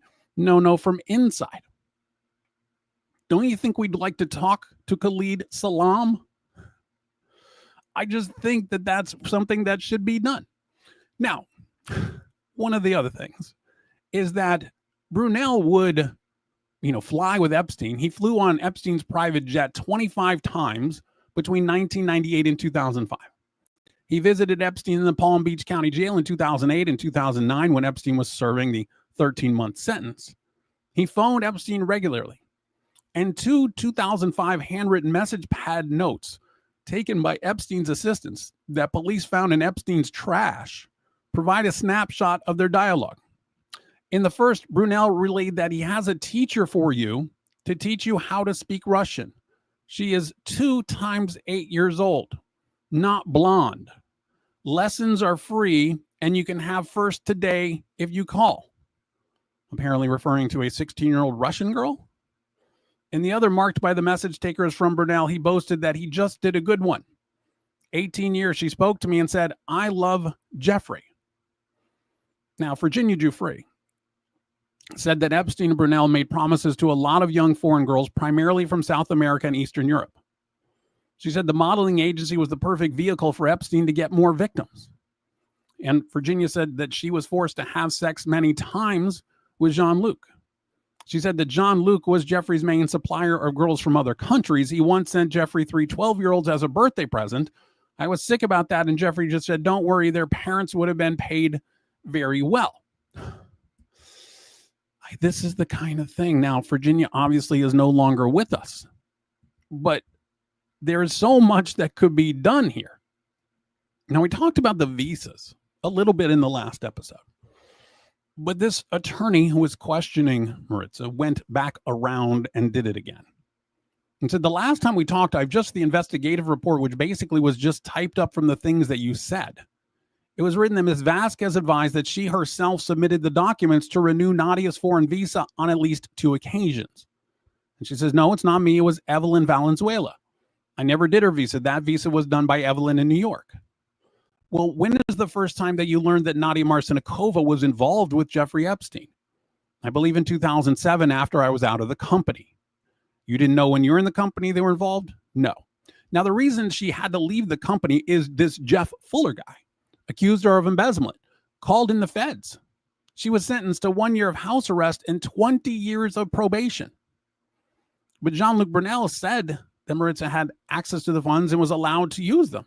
But they prosecuted 20 years probation, and the amount that was stolen, embezzled, if it was, and she did plead guilty to it, wasn't very much. And at the same time that all of this is going on, Jeffrey Epstein thinks that MC Squared's making money, I guess, but Jean-Luc was falsifying the documents to show that, hey, it was making money. Now, at this time in 2010, this is a question that was asked. And Jean-Luc and Jeffrey Epstein are still friends. Yes, Jean-Luc is still living in Jeffrey Epstein's apartment in New York. How do you know that? Well, because I know. From Evelyn? Yes. Is Evelyn still working for MC Squared? No. But maybe we need to talk to Evelyn. Maybe we need to talk to the woman who did the visas. Do you know who is working for MC Squared? It was working until not too long ago. Evelyn's goddaughter, Jobelin, she was working there. Anybody else in Europe? Yes or here? No, I don't know. Who works in the MC Squared office here? Well, here I knew other things because Amanda Grant, and I gave you her name more than once. Amanda was working with them until 2008, and she got a lot of information. And she wanted, she call immigration because they screw her. And actually, they made her leave the company because she's a single mother, 4 kids, and they were giving her a lot of bad time. And she was asked about Amanda Grant and the phone number and all this kind of stuff. And she said, well, she's on Facebook. And she said that Amanda had all the information, the monies, the illegal monies that were being transferred everywhere. Don't you think that the Fed should want to talk to Amanda Grant? It just seems to me that that's something that you want to do. Then they go, do you know Dana Burns, who we've talked about briefly? And she says, I believe I heard that name, but I don't know her. I believe she works for Jeffrey Epstein, but the person who can tell you that is Eve, because Eve was very involved with Jeffrey Epstein's office. And then they ask her Eve's phone number and she gives it. So we have Eve's phone number there, but we're not doing it. Then they ask, who are his friends? Who are Jean-Luc's friends? Who are the guys he hangs out with? And she goes, Jeff, when he was in Miami, Jeff Corrado. And they go, who's Corrado? And they said, friend of Jean-Luc, an Italian guy. They were always like that, Corrado and Luke. I met Jean-Luc's friends in Ecuador, like people that had to be people that were involved with modeling agencies in Europe and South America, but very different people. I met some people from France, Pero, really, even if they were guys or whatever, gentlemen, like very proper people, like from Brazil too, and the women's, And they go, how about Simon Para? You know who that is? And she goes, Simon Para, yeah. How do you know him? I met him through Jean-Luc. And what's his story? Mr. Para was a very good friend of the office. He always gave money. He wanted to hang out with the models. Maybe this is somebody that we'd like to talk to also. I mean, I'm listing them out. All the Fed's got to do is follow up. Now, Epstein may have met Brunell at a New York Fashion Week event, agents said. And the pair tried to create a new agency with elite model management before they founded MC Squared. And on Brunell's recommendation in 2001, Epstein bought an $8 million Paris apartment. It was a few blocks from Brunell's apartment in the upscale 16th arrondissement near the Arc de Triomphe. And on trips to Paris, Epstein was always accompanied by very young women. And his guests included Prince Andrew, who we probably already knew, Bill Gates, Steve Bannon, and other crowned heads, diplomats, businessmen, and politicians. Now, that's according to Epstein's Paris butler, who gave an interview to Radio France and named names. In the 2002 book, Bad and Beautiful, Inside the Deadly and Dazzling World of Supermodels, author Ian Halperin wrote about Brunell in his Model Agents, Princes, or Pimps chapter, describing him as notorious for procuring girls for wealthy men as dean of the model dating beat. So he's procuring them for men. Maybe we need to talk to some of those. And then she's asked, and again, about other people. So the names are out there. Here's some more names. And they asked, do you know what Khalid is doing now? That Khalid Samal. No. Is he in Miami? Yes, he's in Miami. Do you know his number? No, I don't know his number. How about Mike Sanka?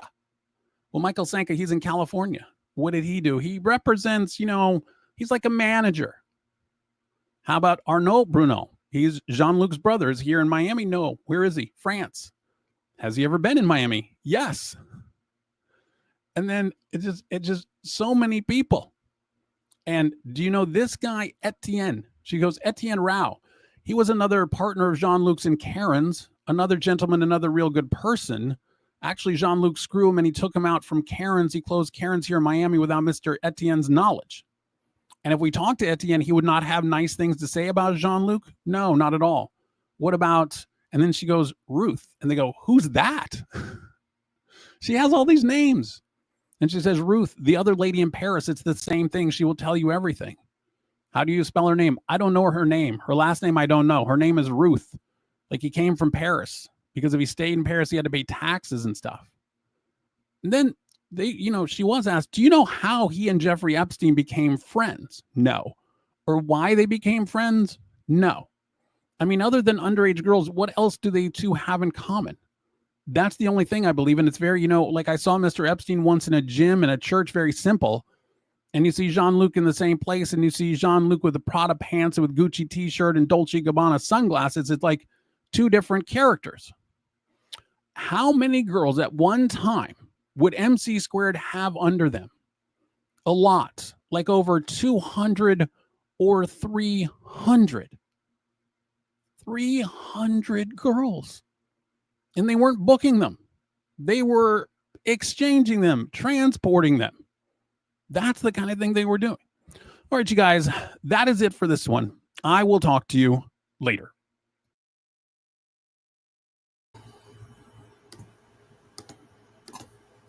Kofi, I mean,